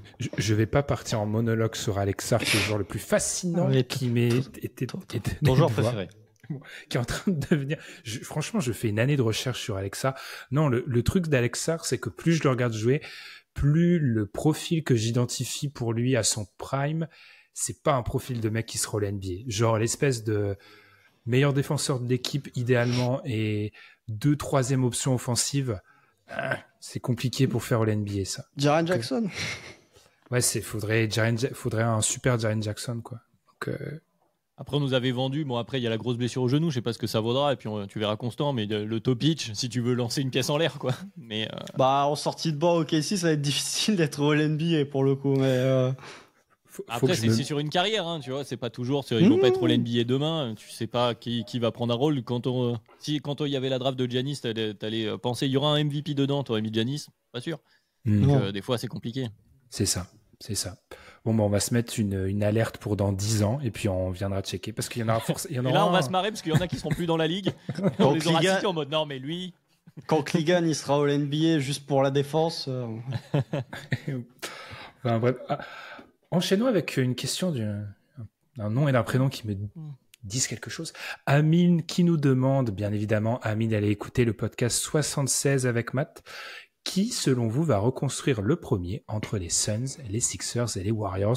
Alors moi, les gars, sans compter les Suns. Les Suns. Ah, moi, c'est peut-être pas ma réponse. Parce que les Suns, j'ai l'impression que Baptiste Bia est trop têtu. Et en fait, je me suis dit que dans cette histoire, et ça va reprendre, ça fait un peu fil rouge de cette FAQ finalement, je me suis dit, je vais le prendre au statut, l'état et la confiance envers le franchise player, en tout cas ce qui est au centre du projet. Je pense que les Warriors, ils vont pousser jusqu'au bout sur Curry et puis on verra après. Les Suns, le truc, c'est que même si tu craques au niveau de Kevin Durant, tu vas essayer de retool autour de Booker pendant encore un certain temps. Et du coup, je pense que l'abandon du projet Embiid peut arriver plus vite. Alors, c'est pareil, c'est encore un sentiment basé sur pas grand-chose. Mais du coup, voilà, moi, ma première impression, ma première envie, c'était de dire Sixers, du coup, dans cette logique-là. Si les Sixers trade Embiid et ou PG, mais gardent Maxi, est-ce qu'ils sont en reconstruction? Donc ils vont pas reconstruire. Ah oui. Oui, si on considère Maxi assez fort pour que ce soit du retooling autour de Maxi. Parce qu'ils traitent pas les 3, tu vois. Ah oui, non. Bah non, dans cette optique, tu repars autour de Maxi. C'est vrai que dit comme ça. Moi, c'est les Suns, je pense, les gars. Moi, je pense pour une raison très simple, c'est que le retooling autour de Booker, moi, j'y crois pas. Je pense qu'on est dans une situation où l'horloge a fait tic-tac. Je pense, très honnêtement, qu'on est peut-être à 15 mois d'un trade de Devin Booker. Si la situation continue de se passer comme elle se passe du côté de Phoenix, je pense qu'on est dans une situation où tout têtu que Matisse Bia peut être, je pense que ça peut être Devin Booker qui fait stop. En fait, je vais arriver à... Ça fera 10 ans la saison... Non, ça fera 11 ans l'an prochain s'il reste, qui sera à Phoenix. Peut-être que lui estimera avoir fait le tour et essayer de se donner à challenge ailleurs parce que l'équipe va pas dans le bon sens. Pour moi, c'est plus Phoenix, non pas parce que... En fait, je pense que c'est Phoenix... Point de vue franchise, mais point de vue joueur. Ouais, enfin... Je pense que Phoenix va être forcé de reconstruire parce que Devin Booker fera stop. Alors que du côté de Philadelphie, je crois plus au retooling envers Tyrese Maxey. Et puis surtout du côté des Warriors... Ils sont pas déjà en reconstruction. On sait, si on sait ce qu'ils font, ils veulent pas dépenser d'argent, mais ils peuvent pas trader Curry ou Draymond. Voilà ce qu'ils font. Donc ils font ce qu'ils peuvent avec pour la fin de carrière de Curry pour qu'elle soit un peu plus belle, sans trop sacrifier le futur. Mais pour moi, ils sont pas du tout au même stade en termes d'ambition que les Suns et les Sixers. J'aurais dit les Suns, vraiment. Mais au début, j'étais d'accord avec toi, Adrien. Quand j'ai préparé la question, quand j'y ai pensé, je me suis dit, si tu gardes Tyrese Maxey, c'est pas une reconstruction. Il a passé le step où il est trop fort pour que ça soit une reconstruction, quoi. Puis on parlait de Jared McCain. Si tu gardes, alors il est pas lui, par contre, n'est pas assez fort, mais si tu gardes Maxey, McCain, même si bon, le fit pose question, t'es sur un espèce de super retooling. Et puis, bref, la question subsidiaire, c'est qui voudra de Paul George aussi. Mais ça, bref, passons. Enchaînons avec une question. Alors, celle-ci était sur YouTube. N'hésitez pas à nous poser des questions sur YouTube aussi. De ECG 1966. À la place de Steve Ballmer, vous faites un rebuild complet. On est toujours sur les reconstructions des Clippers où vous croyez un minimum au groupe pour 2-3 ans encore, quitte à faire un trade entre-temps. Qu'est-ce qu'on fait avec les Clippers? Ouh là là, les mines sont déconfites. Hein. Voilà, mais les Clippers, c'est pareil. C'est quoi le projet? Ils sont contenders, ils sont en construction, ils sont dans la waiting room. On sait pas ce qu'ils font les Clippers en ce moment. J'ai un peu l'impression que les Clippers, bon bah, ils ont un effectif qui est. En fait, les Clippers, c'est les Warriors en supérieur, c'est-à-dire que c'est une équipe qui a complètement assaini ses finances et qui est contente de la situation actuelle. C'est une équipe qui va probablement se qualifier en play-off, peut-être même ne pas avoir besoin de passer par le play-in pour se qualifier en play-off, va peut-être être un poil à gratter au premier tour, pourra peut-être même passer un tour si tu tombes sur vraiment la bonne match-up Houston. Donc voilà, après non, j'avais dit de toute façon que ça allait être en roue libre, mais c'est difficile dans 2-3 ans. James Harden, il aura je ne sais pas quel âge, il aura 38 ans je crois ou quelque chose comme ça. Ça va être difficile. Kawhi Leonard, la santé de Kawhi Leonard, c'est toujours une problématique. Donc, je pense que c'est une équipe qui va essayer peut-être de conserver un peu ce statut-là en espérant que t'aies d'ici 2 ans, je sais pas, une superstar mécontente qui vient par miracle jusqu'à la free agency et qui décide de signer du côté des Clippers. Je pense que ils essayent de rester un minimum compétitif sportivement pour ne pas sombrer potentiellement dans la liste des destinations, que ce soit via la free agency ou via trade, de potentiellement la future superstar mécontente. Ouais, je suis d'accord. Dans la question, il y avait les 2-3 ans. Les 2-3 ans, c'est la fin du contrat de Kawhi, finalement. Je pense que tu vas rester là-dessus, d'autant plus qu'il y a ce dont on parle toujours depuis ces dernières années du côté des Clippers, le rebranding plus la salle. Je pense que dans ces premières années de rebranding plus salle, tu n'as pas envie d'être dans le tank, de sortir le tank comme c'est pas permis. Tu as envie quand même de garder une certaine image. Je pense que tu vas aller au bout. J'ai l'impression que Ballmer, quand même, son projet Kawhi, voilà, le Kawhi PJ, là, ça y est, il a fait une croix dessus. Le Kawhi, je pense que tu vas aller au bout. Et puis après, à ce moment-là, peut-être sera venu le temps de, comme dit Constant, soit tu t'es gardé une image pour attirer une grande star, soit là, tu vas aller chercher vraiment... tu vas sortir le tank pour le prochain grand joueur. Je pense que là, si tu le fais maintenant, déjà, c'est trop tard. C'est trop tard. Tu es en retard par rapport à ceux qui tankent depuis un moment, qui ont prévu la course. Bon, là, je pense que vu que la question est sur les 2-3 ans, pour moi, tu vas aller au bout de cette histoire sur les 2-3 ans. Tu vas continuer, comme Constant disait, à la marge, à essayer de rester dans cette range-là.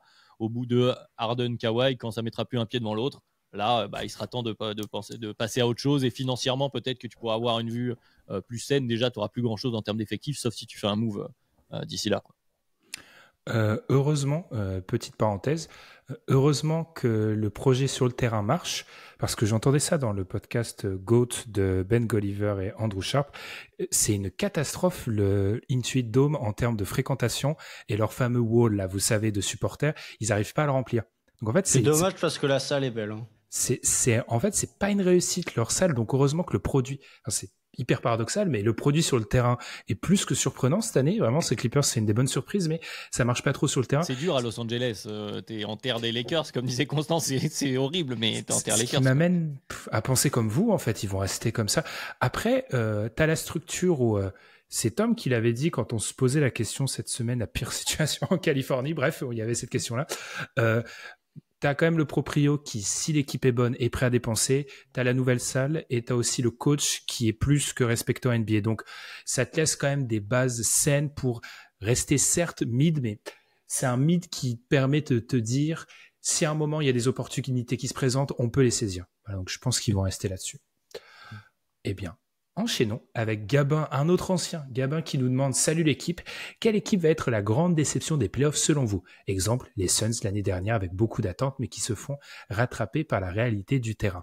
Alors les gars, je vais vous demander une réponse, mais sans argumentation. Pourquoi ? Parce que la semaine prochaine, on va faire un power ranking, donc il faut un peu mettre l'eau à la bouche de nos auditrices, de nos auditeurs. En un mot, qui sera la grande déception des playoffs selon vous ? Constant, as-tu une idée ? C'est moi qui dois commencer.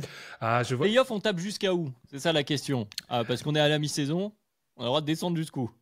Ah, tu choisis qui tu veux. Qui Ah tu veux, ouais, Adrien. ah, c'est pas mal ça. Ça, c'est pas mal. Ça, c'est Houston et OKC. Allez hop. J'avais envie de dire Mais Houston aussi. à deux stades différents. Ouais, pas au même moment. Allez, je vais aller de l'autre côté, du coup, un peu pour contrebalancer. Orlando, Indiana. Oh la vache. Bon, Orlando, faut qu'ils aillent en playoff déjà, ce qui est pas. Ils sont 7. Ils sont 7 pour le moment, bah. ça va. Ouais. Oh, ça tousse, le moteur, il tousse fort là. J'ai pas dit que je mettais de l'argent. Le truc, c'est que je J'ai dit sais qu'en pas dessous, si... c'était pas forcément meilleur. Je sais pas si c'est une déception s'ils s'arrêtent ou je les vois s'arrêter, mais je vais dire Cleveland. Bref, question suivante. Oh Ça là, dé- là, le power ranking va être incroyable. Je veux la Ça semaine ça prochaine. dépend, Personne en fait. va avoir les trucs au même endroit là, ça va être bien. Oh là là, quel teasing extraordinaire. Du coup, Flo qui nous demande si vous deviez faire un DH20 mais uniquement dans l'optique d'une série de playoffs, à quel point votre classement serait modifié? Merci. Rappelons-le parce qu'on a toujours de nouveaux auditeurs, de nouvelles auditrices. Le DH20, le classement des 20 meilleurs joueurs NBA de Dunk Hebdo, notre marque de fabrique, qui en général se base, on est plus ou moins tous d'accord pour dire que il y a une pondération, je vais reprendre les mots d'Adrien, forte envers les playoffs, mais là, on est sur une série de playoffs, ça changerait quoi dans vos classements? On en discutait en off entre nous, on peut se le dire. C'est vrai que chacun pondère, comme tu disais, différemment les playoffs, mais c'est quand même assez représentatif. Ça fait toujours perdre des places à certains, peut-être en monter à d'autres. Les premières victimes seraient probablement les absents, enfin ceux qui ont tendance à plus être absents. Donc je pense à Joel Embiid en premier, bien sûr. On a cité le nom de Kawhi. Ceux qui ont fait des grosses perfs récentes vont gagner des places. Constant, tu le disais quand on discutait en off. Probablement que Jalen Brunson gratterait quelques places. Mais je pense pas, voilà, c'était la conclusion. Je suis en train de donner en fait la conclusion de notre discussion pour répondre dans le podcast. C'est qu'il n'y aurait pas un chamboulement général du DH20. Je pense pas que ça changerait grand chose, surtout lissé à chacun, où il y en a qui mettent déjà très en avant en plus les playoffs. Ouais, c'est à peu près ça. Ceux qui perdent leurs moyens en playoff, alors c'est dommage que James Harden ne soit plus un joueur du DH20, sinon effectivement ça aurait peut-être changé 2-3 trucs. Mais non, Ou ceux qu'on n'a jamais vus aussi. ouais, ou ceux qu'on n'a jamais vus, bien sûr. Mais je sais pas, peut-être que. J'allais dire un Donovan Mitchell, mais finalement j'ai envie de dire ça dépend des années, les performances C'est de ça. Donovan Mitchell en playoff. Non, peut-être que ça dépend aussi de la match-up. Ça dépend aussi de la match-up, de qui tu joues en face. Mais peut-être qu'un Jason Tatum perdrait peut-être quelques places. Peut-être quelques places, mais pas beaucoup non plus. Ah, je vois l'idée. Oui, oui. Le problème, c'est que ceux derrière lui. Le truc, c'est qu'il y a un trou. C'était Bah, un de mes arguments par rapport à un des points d'Adrien de tout à l'heure. Je me permets de réinvestir ce point-là, du coup, par rapport à quand on a parlé des contrats la semaine tout à l'heure, c'est qu'il y a un problème de structuration de la hiérarchie en NBA aussi. C'est qu'il y a un creux qui est en train de se créer, dont on va parler dans le DH20, qui fait que les mecs à 35, oui, mais il y en a à 35 et il y en a d'autres à 35, quoi. Il y a des mecs 35 qui sont top 5 NBA, il y a des mecs 35 qui sont top 12 et c'est un problème. Bref. Il y a des mecs 35 qui sont top 25 aussi, du coup. Donc, ouais. Moi, j'aurais tendance à dire que, comme vous l'avez dit, les gars, pour pas paraphraser, les joueurs qui sont souvent absents pour cause de blessure aient tendance à être un petit peu plus bas. Et ceux dont on attend la confirmation, parce que je viens de relire son nom en regardant, les fans de Tyrese Haliburton auraient un peu plus de mal pour le DH20. En l'état. Je m'attendais à ce que tu lui mettes sur un taquet bien plus tôt, Adrien. Oui, non, je sais pas, ça m'est sorti de la tête. Je sais pas ce qui m'est arrivé. Il a même pas dit que Jimmy Butler gagnerait des places. Hein. Là, ça devient plus compliqué. Là, c'est pour ça. Là, celui-là, c'était totalement volontaire. Le fait d'avoir omis ce nom était totalement volontaire. Après, il y avait toute l'équipe des vieux. J'ai omis de parler de LeBron, de KD, d'AD, parce que ça pose aussi d'autres questions. Mais il monte. Bah non, il monte, moi. Hein. Ah bah oui. Ah non, AD, il descend. AD descend. Mais genre KD ou LeBron monte. Hein. Ouais. Bah, KD est plus. Enfin, par exemple, KD par rapport à Kawhi. Tu vois, sur une série de playoffs, KD, tu te dis, genre tu le laisses se reposer 3 mois, tu le mets sur une série de playoffs. Mais si tu peux mettre les gens au congèle aussi, c'est qu'est-ce qu'on fait de Zion, tu vois? Oh non. C'est bon, soyons sérieux. Il a jamais goûté au playoff en plus. C'est tout. Oui, mais on l'a laissé au play-in. Ouais, c'est un match. Oui. Un match. Ouais, il faut avec faire le deuil de match. Zion, j'ai encore du mal, je suis désolé. Avec 15 kilos de moins. Il faut que collectivement, et je parle à toute la communauté NBA, il faut qu'on abandonne ce match. Moi aussi, ce match, voilà, j'y accorde beaucoup d'importance, mais il faut qu'on abandonne ce match au bout d'un moment. Eh bien, enchaînons les gars avec la deuxième salve de questions. Ici, on ira peut-être un peu plus rapidement parce que le chrono file, mais honnêtement, vu nos débuts, je suis assez fier qu'on ne soit qu'à 1h15 pour l'instant. Alors, il y a 2 questions de fans des Sixers et ça ne concerne pas Amine par rapport au cas Yabusele, 76ers France qui nous demande Yabusele, on vend ou on garde? Si on vend, est-ce qu'il va y avoir une équipe en chien pour craquer un first? Alors ça, je peux d'ores et déjà dire non. Est-ce que ça sera pas et il y a homme dépressif à cause de l'OM qui nous demande. Alors je te comprends. Ah, c'est Arkham, je le connais, je le salue. Moi aussi, fan de Casey d'ailleurs. Fan dépressif à cause de l'OM et également à cause d'un joueur qui perdrait des places dans le DH20 NFL si c'était seulement sur les playoffs. Il joue à Charlotte. Bref. Non, je dis à l'OM, il y a un joueur qui pourrait jouer à Charlotte. Bref, au-dessus. Est-ce que... Oui, en plus... Aïe, aïe, aïe. Est-ce que ça serait pas le moment... question du coup d'homme dépressif à cause de l'OM. Là, ça va être freestyle total. Est-ce que ça serait pas le moment pour Philly de sortir le gros tank? Et si oui, faudrait-il pas chercher à trader Gershon contre Pick, puisqu'il risque dans tous les cas de partir cet été? Rappelons que contractuellement, pour vous faire simple, il est fort probable que Gershon soit plus un Sixers l'année prochaine. Voilà. Faisons simple. Une équipe va lui proposer plus que ce que peuvent lui proposer ces Sixers. Qu'est-ce qu'on fait de Gershon, les gars?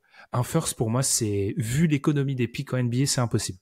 Un contrat expirant de 6 mois, ça n'existe pas. Et franchement, je vais être honnête, moi, sur ces questions-là, je sais même pas si j'ai vraiment un avis. Et je pense que le focus Gershon, malgré la très bonne saison qu'il fait, et que c'est un joueur qui va maintenir sa place en NBA, je pense qu'il est quand même un peu biaisé du point de vue français. Je pense qu'on y accorde beaucoup plus d'importance que ce qu'il a réellement.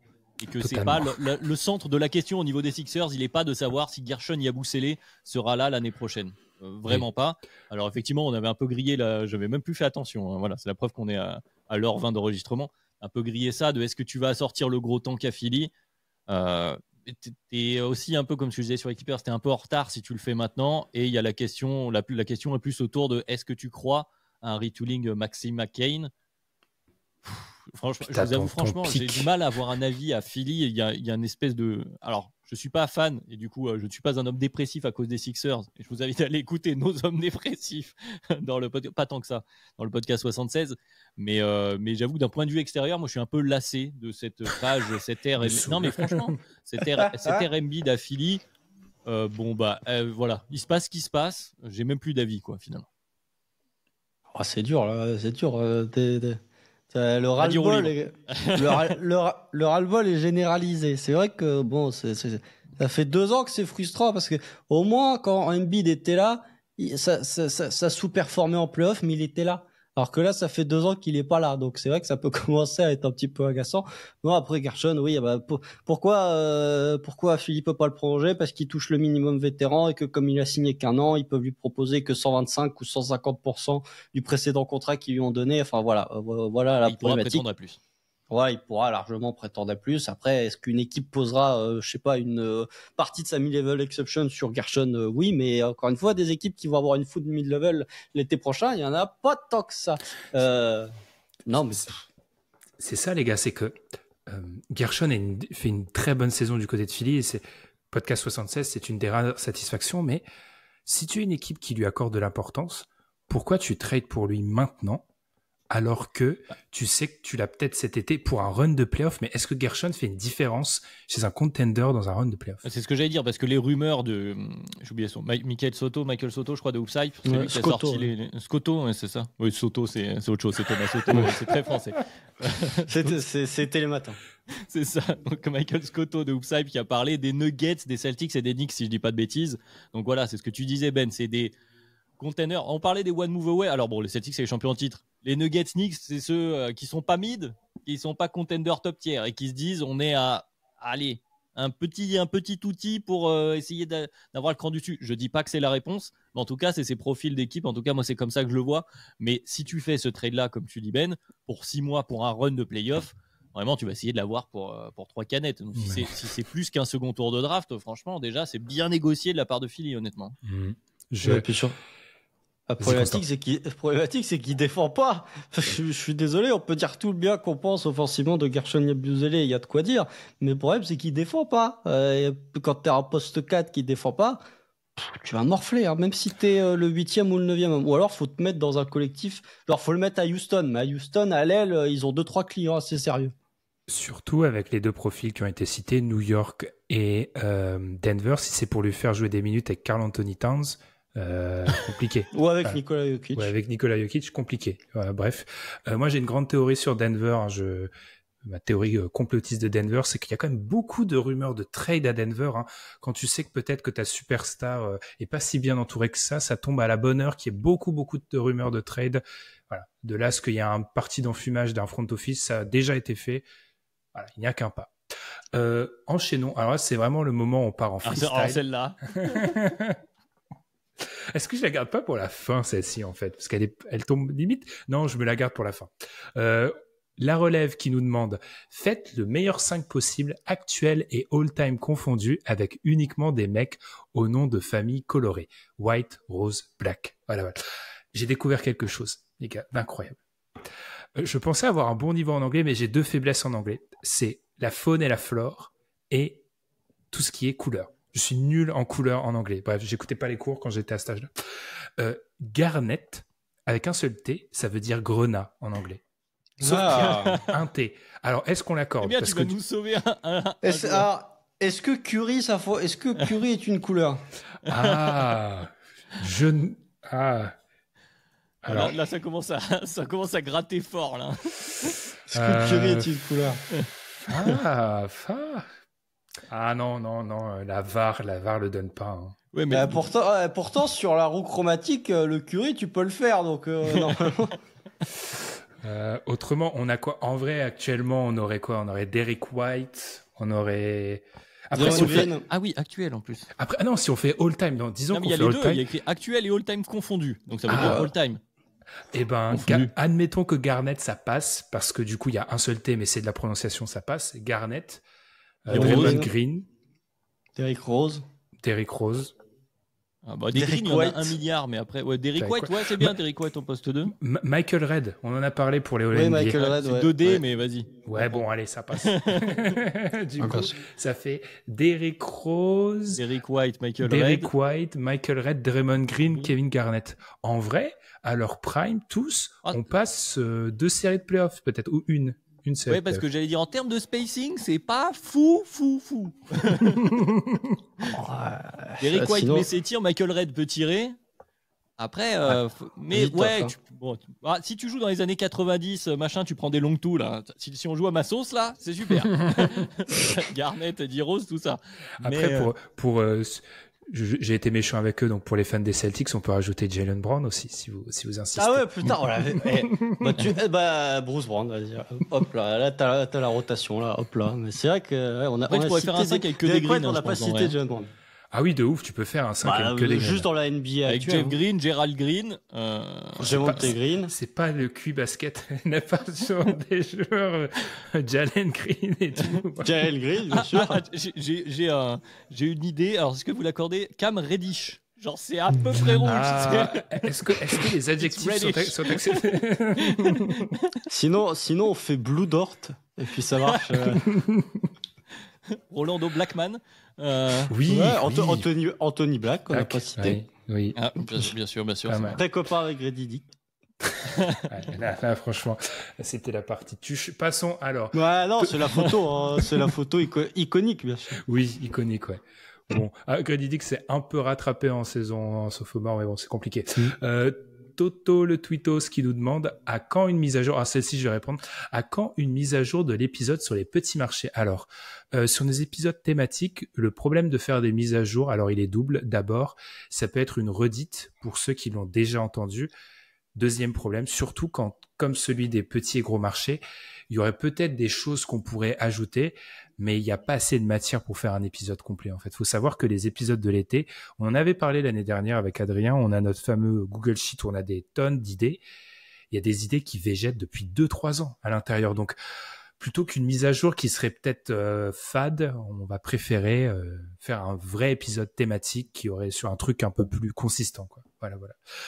Cet épisode Petit Marché, Gros Marché, j'invite tous ceux qui nous ont découvert récemment à aller l'écouter quand même parce que il se tient à 90% depuis qu'il a été produit. Ça, on aurait peut-être des évolutions de quelques définitions, puis il y a quelques légers changements à la marge, mais grosso modo, quand même, dans les grands termes qu'on va être obligé de redéfinir dans des épisodes thématiques comme ça, comme tu dis, Ben, ça va faire vite de la redite, quoi.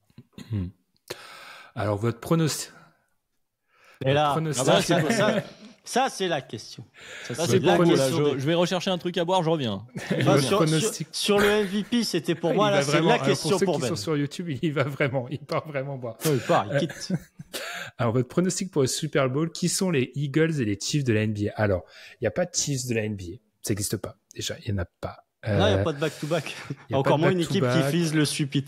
Il n'y a pas une équipe où ils ont le meilleur joueur du monde et ça passe d'une équipe offensive à une équipe où la défense devient complètement folle et provoque des fumbles à 1 yard de la end zone pour une équipe qui est à domicile. Bref, ah là là, c'est dur ce qui se passe. Pronostic pour ah non, les Eagles, alors, ils vont me détester pour faire cette comparaison. C'est les Celtics. C'est les Celtics. Leur, Non. leur franchise. Pour moi, c'est les 49ers des Celtics. Ah, mais ils ont gagné, tu vois. C'est ça le problème. Non, mais ils ont gagné il y a longtemps. C'est Non, comme mais ils ont Boston. gagné. Ces Celtics-là, ils ont gagné une fois les 49ers. Ils Ouais, gagnent pas. c'est vrai. Ouais, C'est pour ça que c'est les Eagles dans le sens où il y a ce truc de ton franchise player, on va faire, Jalen Hurts.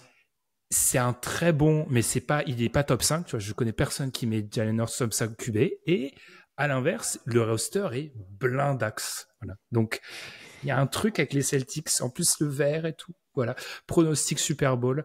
Matt dans l'équipe est pour les Eagles, donc je suis pour les Eagles. Voilà. Pas du tout de mauvaise foi de ma part vis-à-vis des Adrien qui écrit send help.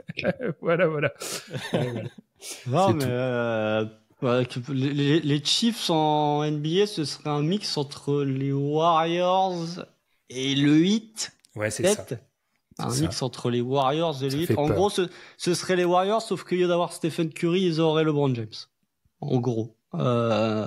Et après, La version sans KD. Hein. Ouais, la version Ouais. sans KD, bien sûr. Ouais.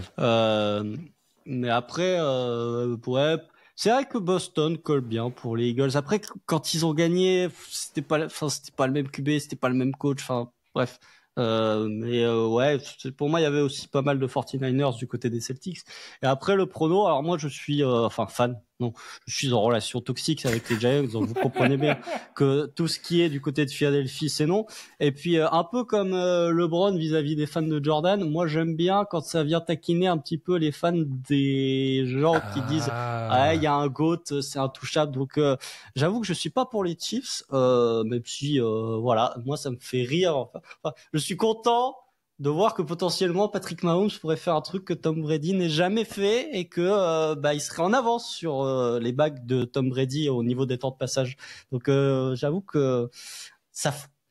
Tu vois, tu serais pas au niveau de dire voilà, il y a un vrai débat pour le GOAT comme c'est le cas pour Jordan et pour LeBron, mais ça ferait tiquer quand même les fans de Tom Brady et j'avoue que ça j'aime beaucoup. Donc moi j'avoue, je suis du côté des Chiefs. C'est vrai qu'il y a toujours, en parlant de toxicité, ma toxicité à moi, c'est de vouloir que les Chiefs gagnent parce que un jour,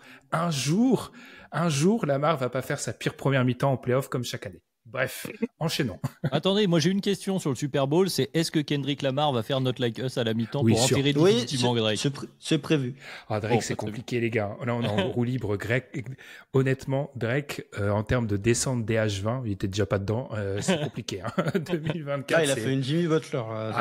Une Jimmy Butler, une Damien Lillard, une tout Pas ce loin que de vous l'Isaiah Thomas. voulez. Ouais, c'est vrai. Après, mais du coup, on n'a pas dit le pronostic, Ben. On a dit pour qui on était, mais on n'a pas dit qui on va gagner. En vrai, je crois en. J'ai un côté Schopenhauer. Moi, je suis un grand pessimiste dans la vie. Donc, on est en freestyle. Je sais, c'est pas bien de résumer Schopenhauer au pessimiste. Bref, je pense que les Chiefs vont gagner. Voilà. Moi, c'est pas pessimiste, mais je pense que les Chiefs vont gagner aussi. Bref. Ah là là. Le sport n'amène que de la souffrance dans la vie. Du coup, Nuggets FR, qui nous demande qui est le joueur le plus moche de la ligue. Alors, on parle physiquement ou en jeu? Parce que physiquement, c'est méchant. C'est pas bien de juger le physique. Ouais, et ouais, puis, de toute façon, de mon côté, je suis pas à même de juger. Voilà. Bref, Je suis pas bien placé. on continuera en off sur ce point-là. Du coup, quel est le joueur le plus moche de la ligue à voir jouer? Je sais que tu avais une réponse, Constant, toute préparée. Moi j'ai pas réfléchi encore à ça là, il me faut quelques minutes. Vas-y Constant. Bah, en fait, le problème, c'est que si vous prenez le joueur le plus moche à regarder jouer, il faut taper dans du gros. Parce que si vous tapez dans du role player, c'est pas drôle. Il faut taper dans du DH20. Moi, je suis désolé. Alors, franchement, et pourtant, Dieu sait que je l'adorais. Mais Tyrese Maxey m'insupporte cette année dans son style de jeu. Il me fatigue. Alors, c'est peut-être parce que j'ai vieilli, mais il m'épuise, en fait. Il m'épuise dans son style de jeu. Et comme en plus, il y a une finition au cercle qui est cata cette année, vraiment, ça m'épuise et c'est très désagréable à regarder Tyrese Maxey.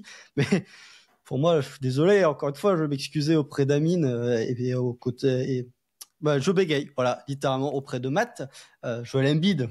Désolé, les grandes années de Joel Embiid sont insupportables et comme ça, je vais vraiment me faire détester par tout le monde.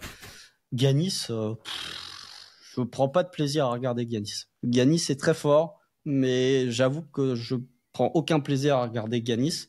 Ça ne remet en aucun cas ses qualités de basketteur, c'est juste que c'est pas du beau basket, je suis désolé.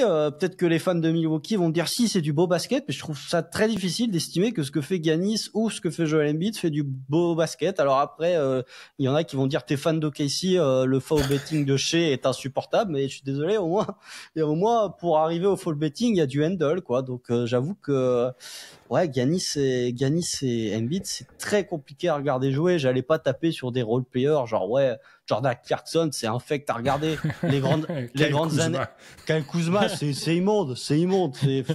T'as qu'une envie, c'est de devenir aveugle quand tu regardes Kyle Kuzma jouer au basket. Les grandes années de Montrezl, c'est horrible, c'est immonde aussi. Mais je me suis dit, bon, faut quand même taper dans du DH20. Moi, je vais taper sur une gamme de joueurs, même si bon, en vrai, j'entends Giannis, hein, j'entends totalement Giannis. Moi, alors c'est une gamme de joueurs qui n'existe plus tellement et ils sont un peu différents. Mais alors d'abord, il y a des espèces de tous ces joueurs à la Brian Cardinal. Là, on est dans des trucs très très très dark. Hein.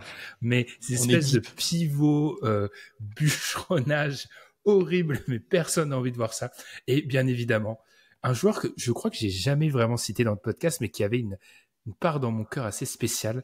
C'était Trae Young avant Trae Young, mais sur un profil totalement différent.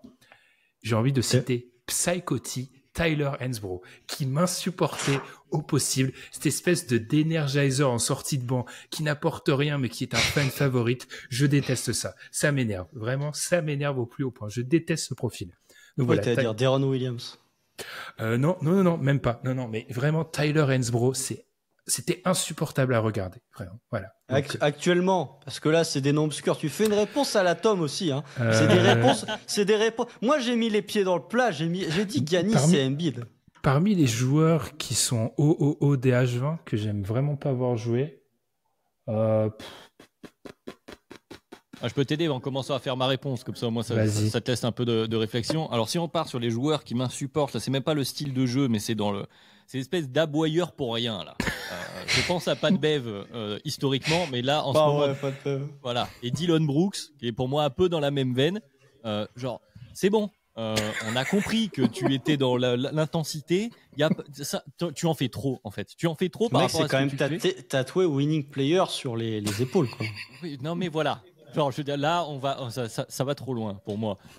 Donc, on n'est pas dans le gratin du gratin, mais bon, Houston est bien placé. Donc, voilà. Dans le gratin, voilà, moi, tout le monde sait que j'ai un biais, que je préfère mes petits tirs, mon petit big game, tout ça, et que je suis pas le plus grand fan de Giannis. Mais en vrai, il m'énerve pas trop. Mais dans le truc aussi qui commence un peu à m'insupporter, c'est un joueur pourtant que j'aime bien. Je regarde un certain Luka Doncic. Il y a un moment donné, il va falloir arrêter. Je sais, les arbitres, c'est chiant. Les arbitres, c'est chiant. Tu as envie d'influencer la partie. Il y a un moment donné, c'est trop. Il y a beaucoup de joueurs arrivés à un certain statut qui regardent trop les arbitres et qui passent leur temps à parler avec plutôt qu'à jouer et à essayer de compenser malgré tout et à répondre sur le terrain. Et c'est vrai que des fois, alors là, ça fait très vieux des années 90.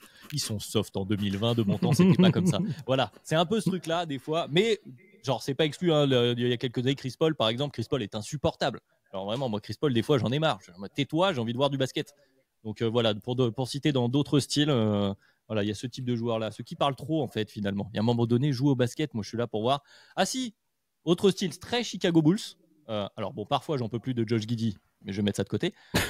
Il y a le flow de Talen Horton-Tucker. C'est quelque chose en termes de. En fait, c'est pas si mauvais par séquence, mais il y a une espèce de truc avec ses bras immenses et sa manière de se mouvoir avec son handle. C'est trop bizarre, ce n'est pas esthétique. Voilà, je dirais que je trouve ça laid. Voilà. Alors, parce que la question est sur l'esthétique. Voilà, c'est quelque chose qui me perturbe des fois quand je vois. Je dis, mais dans quel projet tu t'embarques, mon garçon? Voilà. Taylor Horton Tucker, qui à l'époque où il était aux Lakers, a été classé devant Shea dans un classement de Bleacher Report des meilleurs joueurs de moins de 25 ans. Le fameux Taylor Horton Tucker. El famoso, mais c'est vrai que Taylor Horton Tucker, c'est laid. Et cette année, le jeu offensif de Kristaps Porzingis est particulièrement laid et agaçant. Ouais. Porzingis, c'est chiant aussi. Hein. Porzingis, pour les tirs à 35 mètres, là. Ouais, et même le post-up de Porzy est chiant. Je sais pas comment l'expliquer. Faudrait théoriser la beauté du post-up, mais les post-up de Porzy sont pas bons. Parce qu'ils sont mécaniques. Ils sont mécaniques. Les manque de fluidité. Ouais, c'est robotique. C'est vraiment mécanique comme post-up. On va vraiment se faire apprécier des fans de Boston. On a cité 15 mecs. Non, mais j'en ai d'autres encore. Attendez, j'ai pas fini. Parce qu'il y a les mécaniques de shoot. Historiquement, il y a eu des trucs extraordinaires avec, évidemment, on pense à notre bon vieux Joachim Noah, à Sean Marion, à Michael Gilchrist. Ouais, MKG. Voilà. Il y a eu aussi cette folie furieuse de Kevin Martin, qui lui mettait les tirs pour le coup, mais j'ai jamais compris comment avec cette mécanique. Sean Marion les mettait aussi. Oui, c'est vrai, il en mettait pas mal. Mais Kevin Martin était un particulièrement bon shooter. C'est ça qui était fou. Et à Liberton, parfois, il y a un peu ça. J'ai un peu avec la mécanique de Tyrese Haliburton. Elle est frauduleuse. Voilà, il y a quelque chose. Et il y a un certain Bridges aussi du côté des Knicks. On en est revenu un petit peu, mais au début d'année, il y a eu une séquence de 2 semaines là où je sais pas ce qui s'est passé là. Je sais pas ce qu'on a tenté. Pareil, c'est de l'art contemporain au niveau de la mécanique de tir. Karl Anthony Towns. Pourquoi ça a pris autant de temps à venir? Karl Anthony Towns. Sur playoff Karl Anthony Towns, m'insupporte. Fake tough, arrête. C'est vrai que les post-up mécaniques, quand on parle de post-up mécaniques, alors ils sont plus efficaces que ceux de Porzingis, c'est vrai qu'ils sont très mécaniques. Enfin non, ils sont robotisés, mais un robot un peu qui a des problèmes de fonctionnalité. Il y a des moments où il est défaillant, tu vois. Mais je pense que ça vient... Il est trop drôle pour être moche à regarder. Il y a des post-up vraiment où il arrive pas à enfoncer son joueur, c'est drôle. Je suis désolé. Moi, je peux pas m'empêcher d'avoir un peu d'affection pour certains post-up de 4. Ça me fait penser parce que j'avais eu la séquence qu'on avait fait pourquoi votre équipe ne gagnera pas le titre, j'avais eu les Wolves et du coup j'avais regardé beaucoup de Wolves en fin de saison dernière et avant qu'il se blesse parce qu'il s'est blessé en fin de saison dernière, ces espèces de drive où il perd la balle mais une fois sur deux, mais j'avais envie de me défenestrer, je le détestais vraiment à un moment. Donc Karl Anthony Towns. Et je rajoute du coup Julius Randle, dans le genre de mec qui ouvre beaucoup trop et qui se prend pour bien meilleur que ce qu'il est. Des fois, Julius Randle, genre il y a des séquences, il revient pas défendre, il part en contre-attaque. Là, j'ai vu encore l'autre nuit là, où genre il y a la balle qui part, il va y avoir un rebond, il se barre, il va en contre-attaque, super, le rebond tombe là où il aurait dû être. Dommage. Enfin, c'est extraordinaire. Je vais citer 2 autres joueurs. On en a parlé en off et c'est un peu le débat du moment. Il y en a un qui est très rigolo. C'est du basket de joueurs qui est pas forcément le plus intelligent de la planète, mais il y en a un qui est beau, il y en a un qui est moche à regarder. LaMelo Ball est rigolo à regarder jouer. Regardez LaMelo Ball quand il joue, hein, c'est très drôle. Par contre, Trae Young n'est pas un beau joueur à regarder jouer. Je vais encore faire des copains dans la fanbase et autres. Le passing de Trae Young est rigolo. Par contre, tout le reste m'insupporte. Il est pas beau, mais il est spectaculaire. On peut différencier. Pas dans le bon sens du terme. la spectacularité de la beauté. Spectacularité après 1h40 de podcast à minuit, ça devient compliqué. Les mots de plus de 3 syllabes, globalement, sont tous compliqués. Eh bien, après avoir découpé à peu près toutes les fanbases de la ligue, avançons. Il nous en reste 3. Du coup, on a une autre question de ECG 1966 qui nous demande ou 1966 ou 1966 ou 196.6. Passons. Et sinon, deuxième question plus sur vous. Est-ce que vous suivez l'Euroleague Pro A à la télé ou en allant voir des matchs en vrai ou vous n'avez pas le temps et donc que de la NBA? Très honnêtement, Tom a la meilleure formule pour ça. On est fan. En tout cas, je m'inclus avec Tom. On est fan de NBA plus que de basket. Tom le dit parfois. Moi, ma réponse, alors, c'est devenu un peu plus ça, j'avoue. C'est très peu, trop peu, j'ai envie de dire maintenant. Parce que moi, j'ai pas mal suivi quand j'étais plus jeune. Pour le coup, quand je faisais du basket, j'étais dans la grande région lyonnaise. Donc, forcément, voilà, on avait plus l'occasion d'aller faire un tour. Et comme je l'expliquais tout à l'heure, j'allais voir l'Asvel, etc.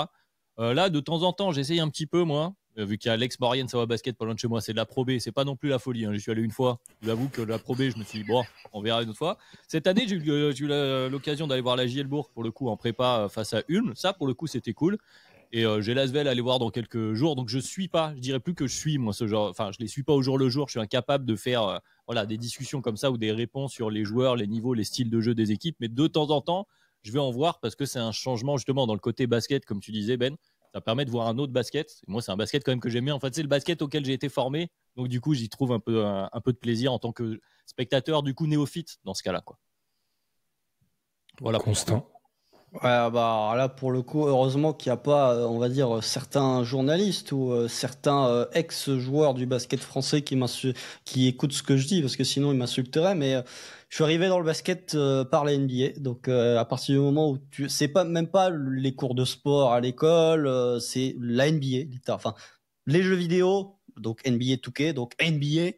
Plus après la NBA, donc c'est difficile quand quand tu tombes dans la NBA de t'intéresser au reste. Le seul truc auquel je m'intéressais en tant que canet, c'était le Core Basket Calvados, bien évidemment le CBC. J'y allais souvent à l'époque où ils étaient en 3e division, et là ils sont remontés justement en Pro B. Donc Adrien, je ne veux pas que tu dises de mal de la Pro B. Je regarde les matchs quand j'ai le temps. Et puis surtout le CBC, le Core Basket Calvados, ça a une nouvelle salle, le Palais. Il me semble que c'est le Palais, qui est une salle qui fait comble, qui va être d'ailleurs la salle qui va hoster la Commissioner Cup, enfin leur in-season tournament à eux, là, je sais plus comment ça s'appelle, pour dire à quel point je suis. Une salle qui est toujours comble avec un super public, donc ça m'embête parce que moi j'aimerais bien y aller une fois de temps en temps, mais c'est pas possible parce que c'est toujours complet. Donc s'il y a quelqu'un du CBC qui passe par là, je lance un appel. Je veux bien 2-3 places. Ça y est, Constant devient influenceur après. Non, pas du tout. Mais non, en dehors du Core Basket Calvados, donc c'est purement géographique, j'ai envie de dire. Non, je regarde pas parce que j'avoue que je suis, comme tu l'as dit Ben, je suis fan de NBA. J'ai découvert le basket via la NBA, pas via l'Euroleague. Puis ça fait beaucoup, hein. Je veux dire qu'en tant que fan de sport, vous parliez tout à l'heure, vous êtes des suiveurs de NFL. Dès qu'on suit plusieurs compétitions, plusieurs sports différents, au bout d'un moment, c'est chronophage. Il faut faire des choix. Hein. C'est ça, totalement. Là, je vais donner une info de Laure Dunkebdo que je pense que très peu de fans de l'équipe ont. Je vais parfois voir des matchs avec ma famille, du coup, qui est installée dans un petit village dans le 69, du coup, qui a la particularité, qui s'appelle Quincy-en-Beaujais, qui a la particularité d'être un tout petit village et qui joue en National 2, tu vois. Et lors Dunkebdo, j'ai déjà fait l'entre-deux, un soir de match, parce qu'en gros, ils m'ont dit, présentateur de Dunkebdo, personne dans la salle savait ce que c'était Dunkebdo. On va dire que j'ai usé de mes grandes influences. Du coup, j'ai fait l'entre-deux. Et vous voulez une autre partie du lore? Là, c'est la folie, ce que je suis en train de vous dire. Je suis entouré de superstars. À côté de moi, dans l'entre-deux, il y avait le fils d'un médaillé olympique français, je ne citerai pas son nom peut-être, de judo. Bon, il n'y en a pas 50 000, hein, donc vous allez deviner. Du coup, ancien ministre. Ancien ministre, voilà, qui faisait partie de l'entre-deux, voilà. Donc le Lord Dunkebdo, mais autrement, globalement, moi, il y a un petit truc personnel de biographie, c'est que j'ai jamais été dans des grosses régions de basket, à l'exception de mes études à Nancy, qui est une place forte du basket français. Mais autrement, j'ai jamais été dans des régions basket en plus. Donc, ça pose un problème en termes d'accessibilité, hein, complètement. Voilà. Eh bien, terminons. Il nous reste 2 questions. Je garde celle d'Amine pour la fin. Polski qui nous demande Polski 81-20 ou 8000 20 ou pendant qu'on est en train de perdre Constant, j'espère que Constant je suis là. Il est revenu. Ou Polski 80-20 qui nous demande, et celle-ci on va peut-être passer du temps dessus même si on s'approche dangereusement des 2 heures, si vous pouviez changer le résultat d'une série de playoffs, laquelle choisisseriez-vous? Alors, on choisit quelle série de playoffs? Alors, moi, je veux déjà dire que en préambule, je fais un package 2016 où tu peux changer 3 séries, voilà, pour l'avenir de la NBA. Mais je me suis auto-exclu, exclu du coup de l'autocensure. Exactement, pour que ça soit un peu plus marrant. Bon. Moi, j'ai une tricherie. Pour démarrer, j'ai une tricherie, si vous voulez, parce que c'est plus que le résultat. Alors non, c'est pas ça, Constant, pour le coup. On y reviendra peut-être, mais ma première tricherie, plus que le résultat, c'est ce qui se passe pendant la série, puisque j'ai envie de parler du premier tour 2012 entre Chicago et Philly, et c'est la blessure. Et c'est la blessure de Derrick Rose. Et c'est ça, moi, que j'aimerais changer pour qu'on voit ce qui se passe derrière. Donc, c'est pas le résultat en lui-même, la victoire en l'occurrence, c'est plus l'état de santé. Après, si on parle de victoire, j'avoue que sur cette période-là aussi, pour le coup, bon là, c'est le supporter des Bulls qui revient, on va pas se mentir. J'avoue que 2011, je me dis que si on passe le hit, si tu changes juste le résultat pour le coup, et donc si on passe le hit, il y a un monde. Je dis pas que c'est que les Bulls se battent du coup les Mavs, mais je me dis qu'il existe un monde à ce moment-là. Ouais, il y a un monde. Si, il y a un monde. Celle-là. Il y a un monde. Pas mal. Constant. Finale 2012, OKC est champion, merci, au revoir. Il n'y a pas à tortiller. Hein. Pourtant, ton micro est revenu un peu plus fort, si je peux me permettre. Il est revenu un peu plus fort. Alors, j'espère que ça n'a pas changé de micro vu que ça a sauté. Parce que là, d'un coup, on t'entend, t'es arrivé. Voilà, le retour de Constant. Je pensais que c'était moi qui avais appuyé sur mon clavier. Ça a peut-être switché de micro dans ce cas-là, je m'excuse. Mais je ne sais pas. Mais dans tous les cas, non. 2012, les finales. J'avoue que 2020 face aux Rockets. Parce que vraiment je voulais les taper. Vraiment je voulais les taper. Juste la symbolique de Chris Paul qui tape les Rockets. En plus les Rockets qui étaient vraiment ultra small ball où ça gagne avec Steven Adams en pivot. Ouais, avec le tiny ball. Et sinon, je la cite tout le temps, mais la Phantom Foul en 88, donc les finales Pistons-Lakers, où il y a une faute de Bill Laimbeer sur Kareem Abdul-Jabbar qui n'existe pas, qui est sifflée et qui permet aux Lakers de remporter le match 6, ensuite le match 16 pour remporter le titre. Je suis très curieux de voir ce qui se passe si jamais les Pistons remportent cette série. Ça veut dire que les Lakers n'ont jamais de back-to-back et que potentiellement les Pistons sont la première équipe de cette décennie, en tout cas de cette ère, à faire un sweep-it avant les Bulls de Jordan. Je pense que ça changerait pas mal de trucs. Les exclusions, du coup, ça me fait penser l'exclusion des Suns aussi. Bon, là, c'est pas le résultat d'une série, mais l'exclusion des Suns, Stoudemire, Boris Dio, etc. Je sais plus en quelle année on est. 2007. 2007. Voilà, peut-être que ça aussi, pour en citer une autre. Alors moi, je voulais trouver une série, mais du coup, elle n'existe pas vraiment. Changer 2007, c'est pas marrant. Changer finale NBA. Moi, j'aurais voulu faire gagner une bague à LeBron à Cleveland avant son départ à Miami, parce que je me dis à quel point ça change la potentialité d'un retour de LeBron à Cleveland. Mais 2007, c'est trop tôt. Ça change. Je pense que 2009, il tape Orlando. Ouais, le truc, c'est qu'il n'y a pas eu. Du coup, la question, c'est une série. Et je suis pas sûr qu'ils battent les Lakers. Oui, c'est ça, 2009, parce que moi j'aurais bien fait gagner une bague à Carmelo Anthony, mais ça devient compliqué avec une seule série. Ils battent les Lakers en 2009 et en finale de conf, et du coup t'as Melo contre LeBron en finale en 2009. Allez hop. Oui, ouais, pas mal ça. Ouais. Ou ouais. Autrement, récemment. Et c'est peut-être là, les gars, où cette question, elle est peut-être moins intéressante maintenant parce qu'il y a eu tellement de champions répétés qu'il y a moins de changements drastiques de legacy si tu changes une série comme on a pu le faire là. Mais après, c'est toujours la question des what if, c'est que tu te dis, du coup, s'il y a une série, comme disait Constance, si à un moment tu brises un back-to-back ou un three-peat, est-ce que du coup, derrière la legacy change? Qu'est-ce qui se passe si tu casses les Warriors, si tu casses LeBron plus tôt? Comme tu disais, si LeBron, tu le fais perdre le hit à un moment donné, tu peux faire l'inverse, tu fais gagner LeBron contre les Mavs. Oui, ou si tu fais gagner Derrick Rose, comme je disais, est-ce que... Bon, c'est très Chicago-centré comme motif, mais vous m'avez compris. Est-ce que du coup, on se lance pas dans quelque chose de plus grand? Bon. Franchement, je fais perdre une finale à Jordan. Je fais perdre une finale à Jordan.